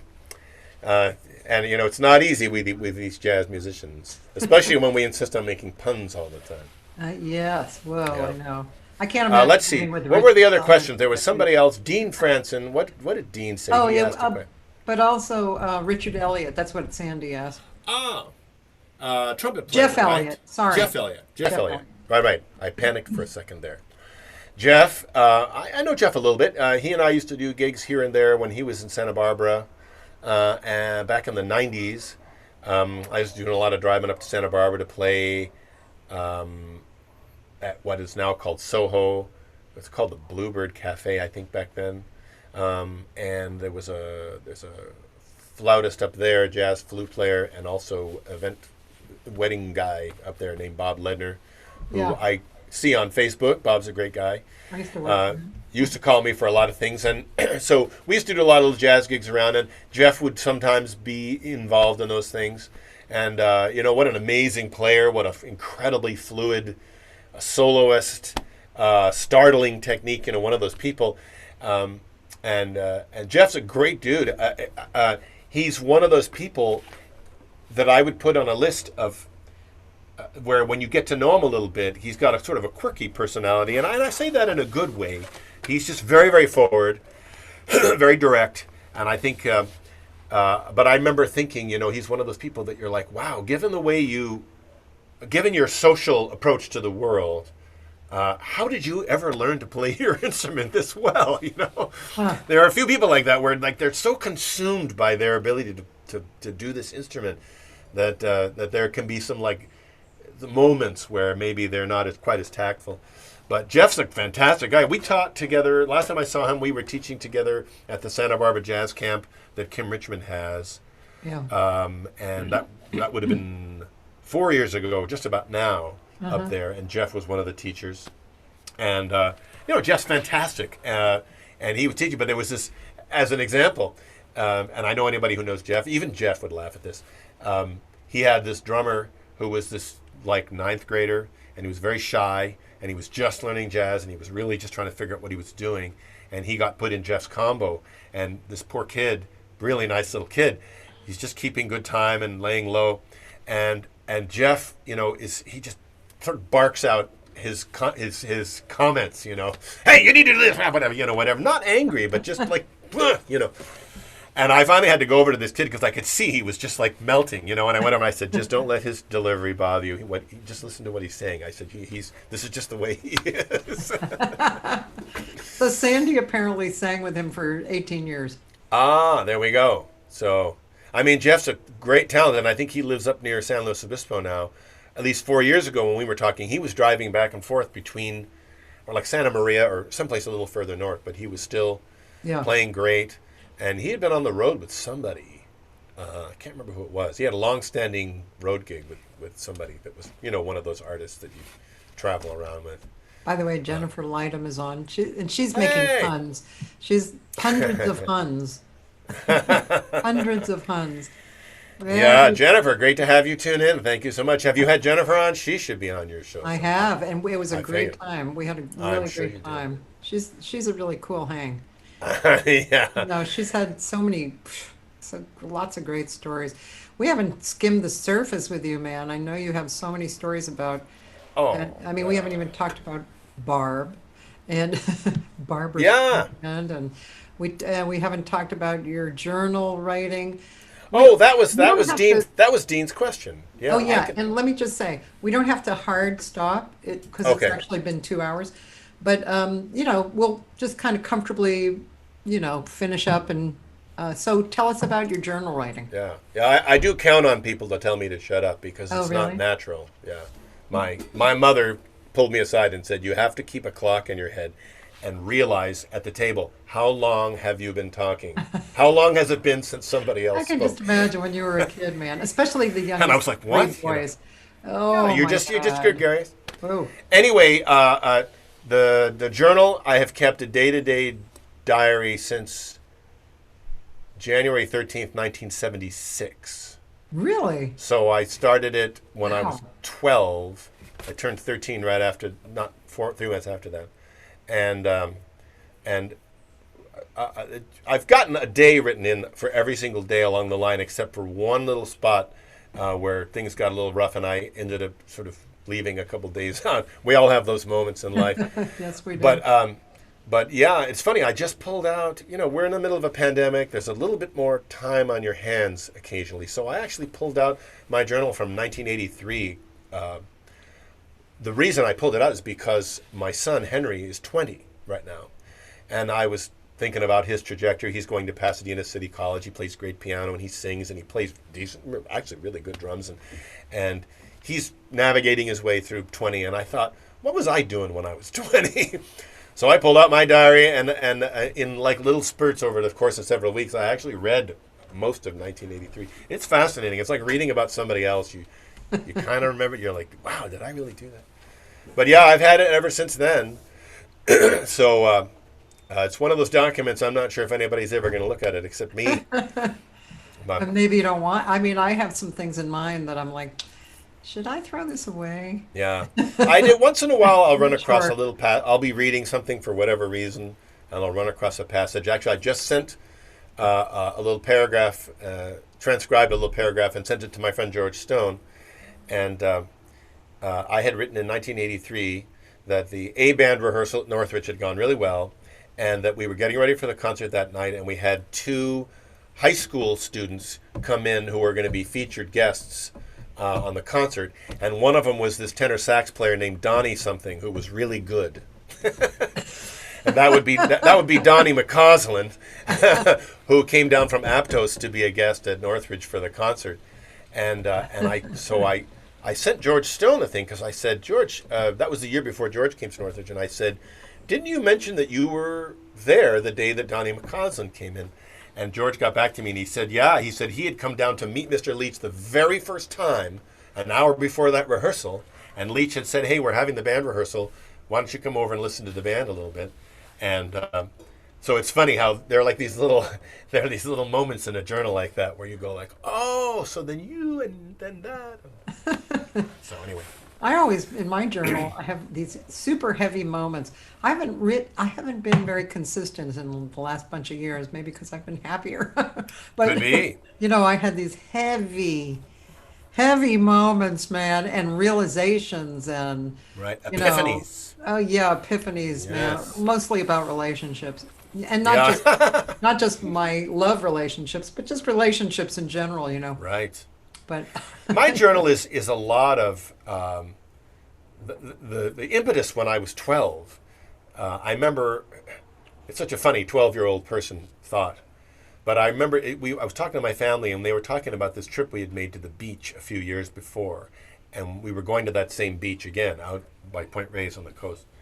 And they were saying, yeah, it's going to be great to go back there. And I said, we've never gone to that beach, have we? And they said, no, Dave, remember we went to that beach, it was a couple of years ago. We went there. And they were describing it to me, and I was like, I don't remember that. I don't remember going there. And it wasn't until we got there that I went, I remember this place. And I thought, gosh, I'm getting old enough. I'm starting to forget about stuff that I've done, yeah.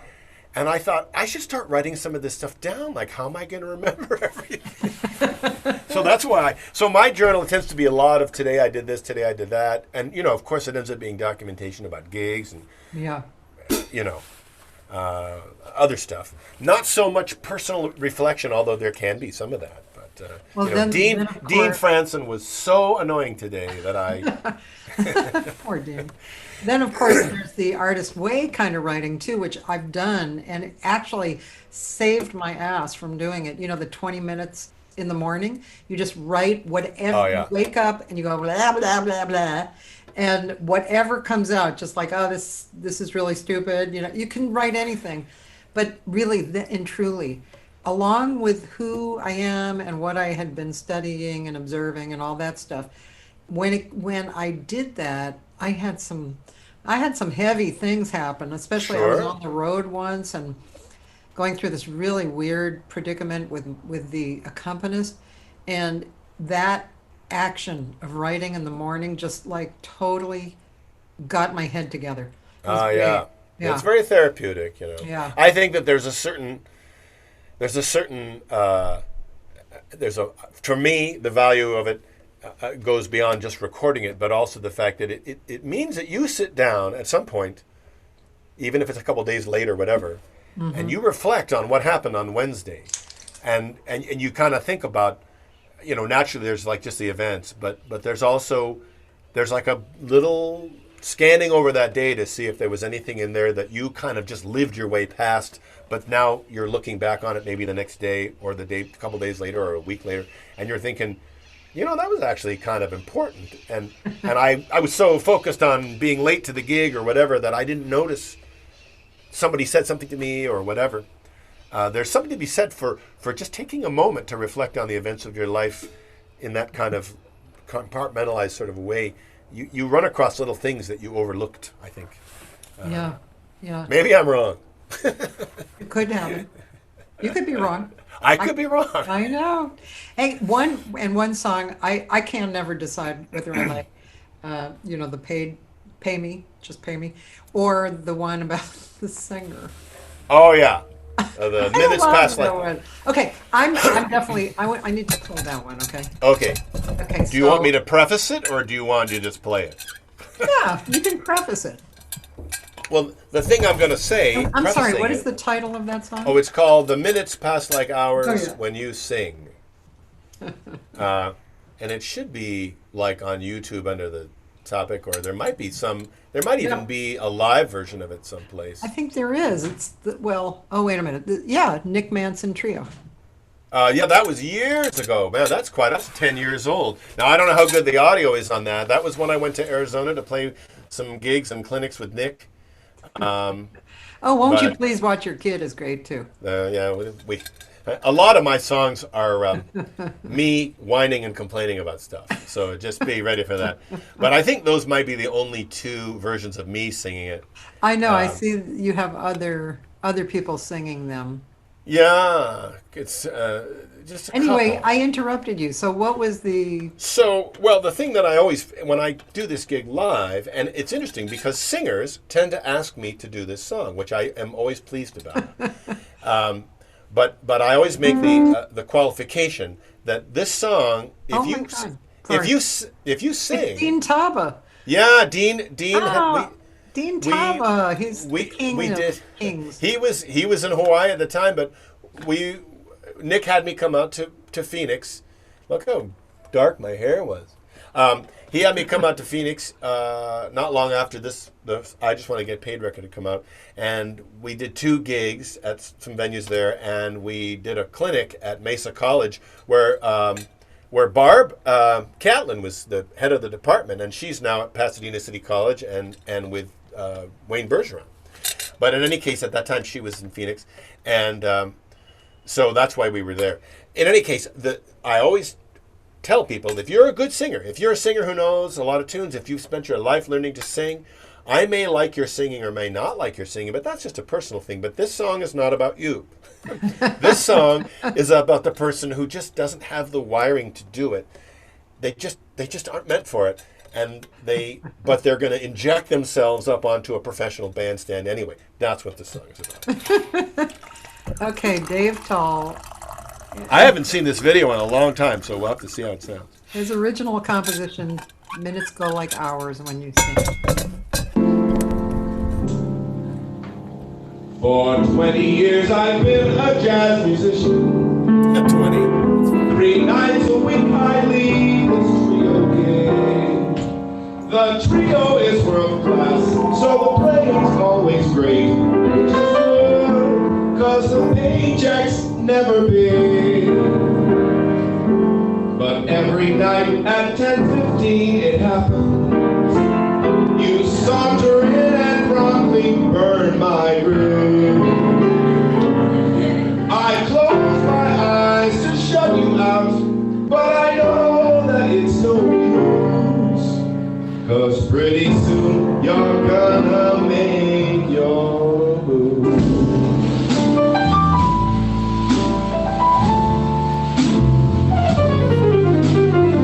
You walk up while the band is playing and wave a dollar bill at me.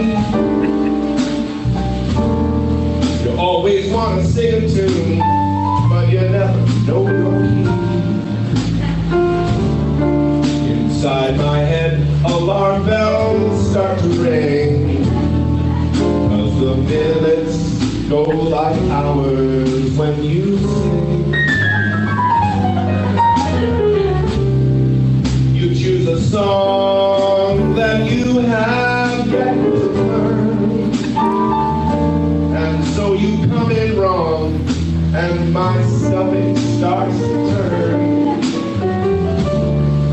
And though the trio tries to make it swing, the minutes go like hours when you sing. You proceed to ruin a song I used to like. The people always clap, I can't see why. Cause you don't know what you're doing, so every time you take the mic, the lyric might be cheerful, but it always makes me cry. If you drove like you sing, what a disaster it would be. Random speeding up and slowing down and veering out of key. Your wife may say you sound just like the king. The minutes go like hours when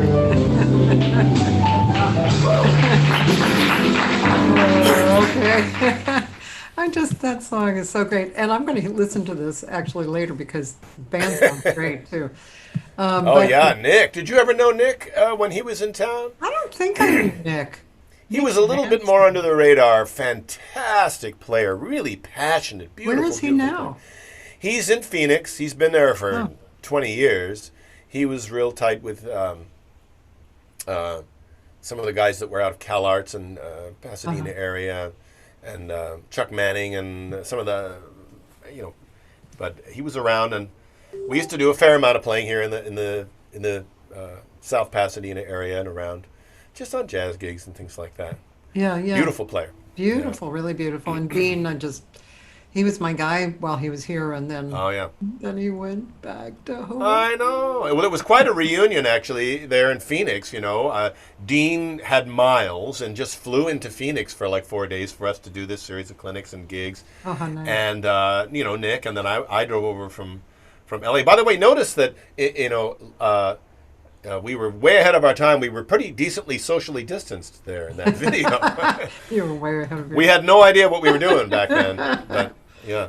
Well, I want to thank you for hanging out for 2 hours. It's nice of you to give us your time. Such a pleasure. I'd love to do it any time. There's a lot of stuff we didn't get to. I know, man. I haven't even shown you pictures of my dog or anything. I know, and you didn't introduce me to your wife exactly either, so Well, she'll, as I said before, she'll take care of that herself. Oh, well, Dave, thanks. You want us to know anything, everything? The only thing I want people to know, it's funny, you and Bobby Shu were talking about how ridiculous it is to have a stockpile of CDs at your house anymore because nobody buys CDs and we're running out of CD players in the world. It's like the coin shortage. There's a CD player shortage. But the other thing that impaired sales of CDs for a lot of us is that CD Baby as a entity shut down its little store. You know what? Not only that, I just want to add insult to injury. They sent me an email and they said to send them a CD. So I sent them a CD and it came back. And I just went on this morning to check why. And their warehouse is closed right now. Yeah. Well, what's interesting is that they sent an email that was kind of confusing to me when they said, well, we're going to shut down our store. But there was definitely a sentence in there that said something like, but we'll continue to fulfill orders for your CD. And I think maybe if the order comes through Amazon or something like that, like they'll still do it. I don't know. But I didn't realize that meant that if somebody clicked on the link that I had on my website, that it would just not work at all. I know, So isn't that weird? I need to fix that on my website. If somebody clicks on the link now, it just comes up and says, there's nothing here. But for anybody who's interested, you can always get the CD from me. And on my website, even though I'm not a website designer by any means, I did manage to set it up so that you can buy the new CD, Texting and Driving. You can buy it off the website. You just have to click on the thing that says find out more, and then you can actually add it to a cart and do the whole regular thing. So if anybody wants the Texting and Driving CD, and if you order from me, you can get it signed. Here it is. Or the other one. And if you want them, you can also just email me off my website, and then, yeah, you can have them. Cool. I've got a couple of boxes still over here. Cool. Well, so I want people to know a that. couple of boxes. I have a couple of boxes too. And like I said yesterday, the only reason I save them is because I go to Japan. And Japan, I can sell 50 to 75 on a trip. Yeah. And Yeah, so- no, I've continued to sell them on gigs, and there was until CD Baby shut down, there was a trickle. Now I just get a little money every once in a while as a result of streaming, but you have to stream like 7 million times to get enough for a cup of coffee. So it's not like the source of revenue it used to be. I know, that's so true. I just wanted to mention who's coming in the next few days. Yes. John Beasley is coming tomorrow, and he's an incredible musician, musical director, piano player, has several bands, a big band including. Yeah, he's amazing. Yeah, he's been around for a long time. And then Thursday's my day off, and Friday Robert Kyle, great saxophone player. You're bringing all my favorite people in. Yeah, do you know Eve Evans? Yes. I haven't seen her in a while, but Eve is fantastic. Yeah, great pianist and singer. And then Eve tells it like it is. She does. She's a straight talker, old-school which kind of I person. look forward to that. Yeah. And then Sunday from New York, a singer and teacher with a new interesting vocal website, a jazz vocal learning website, Alexis Cole. And we're having Clayton Cameron and John Megan and Terry Royker, and even in September we're having hold on, we're having A few people have actually booked September. Can you believe it? Peter Oh, Sprague. it's a long, long time. Peter Go ahead. Sprague and his one of his partners, Rebecca Jade, great Ah. singer. They have a really great. I think it's called Cole Porter Reimagined. It's a great Wow. show, and oh my Never God, been done. I'm just And kidding. I'm sure. Dina DeRose, Oh, Dina, yeah. yeah, and Diane Shore. Wow. Yeah, Diane Shore. Jeez. So anyway, and I have more people who are coming. I just haven't pulled them all in. You just can't. There's just too many artists sitting around their houses for you to get to them all. You know. So true. Oh, Tom Kubis is on. Hi, Tom. Hey, Tom Kubis. Wow, one of the greatest writers and arrangers. He's fantastic. Tom wrote the big band arrangement for Every Other Day I Have the Blues, and he contacted me and Tom wrote Tom, when you have you had Tom on your show? I haven't. You have to have should. Tom on. You want to talk about a guy who's going to bring Jack Sheldon stories? He can leave me in the dust.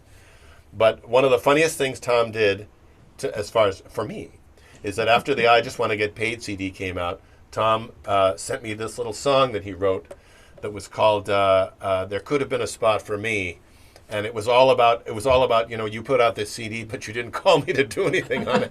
Tom, I'm really sorry. And he wrote this absolutely fantastic and extremely funny song. I have it on my computer, and I actually listen to it every once in a while because it's so well written and it's so funny. And so anyway, Tom is fantastic. But he did write the arrangement for the big band arrangement for Every Other Day I Have the Blues, but it was after we had recorded the record. So if I ever record the big band version of it, Tom, I'll give you I credit. see why you said all that. Uh-huh. Yeah. But, if you want Jack Sheldon stories, Tom is your guy. He's like in the trenches with you. And Tom just did new recordings of a couple of Jack Sheldon vocals that Jack had recorded at Tom's house. And Tom contacted me and said, I have these vocals that Jack and I did. They're amazing, fantastic, like Jack in his prime. And he said, I don't know what to do with them, but I was wondering if you and Kevin Axe wanted to put like drums and bass underneath it. And Tom posted them a little bit ago. They came out beautifully with, rhythm section recorded, and Andy Martin recorded like 20 years later, Wow. But with beautiful Jack Sheldon vocals, it makes you just cry. Now, you want to talk about somebody who's an influence on me as a singer. There you go. Jack Sheldon right there. Great singer. So, anyway, you have to tell me to stop talking because otherwise I'll Okay. keep... It's time to stop talking, but thank you so much. I'm really happy, and it says Becky Kilgore, but I'm sure it's Becky Brian Kilgore, yeah? Do you know Oh. Becky? Yeah, but I thought it was actually, oh no, Brian Kilgore. But of course. Yeah, no. Well, Brian is Hi, great Becky. too.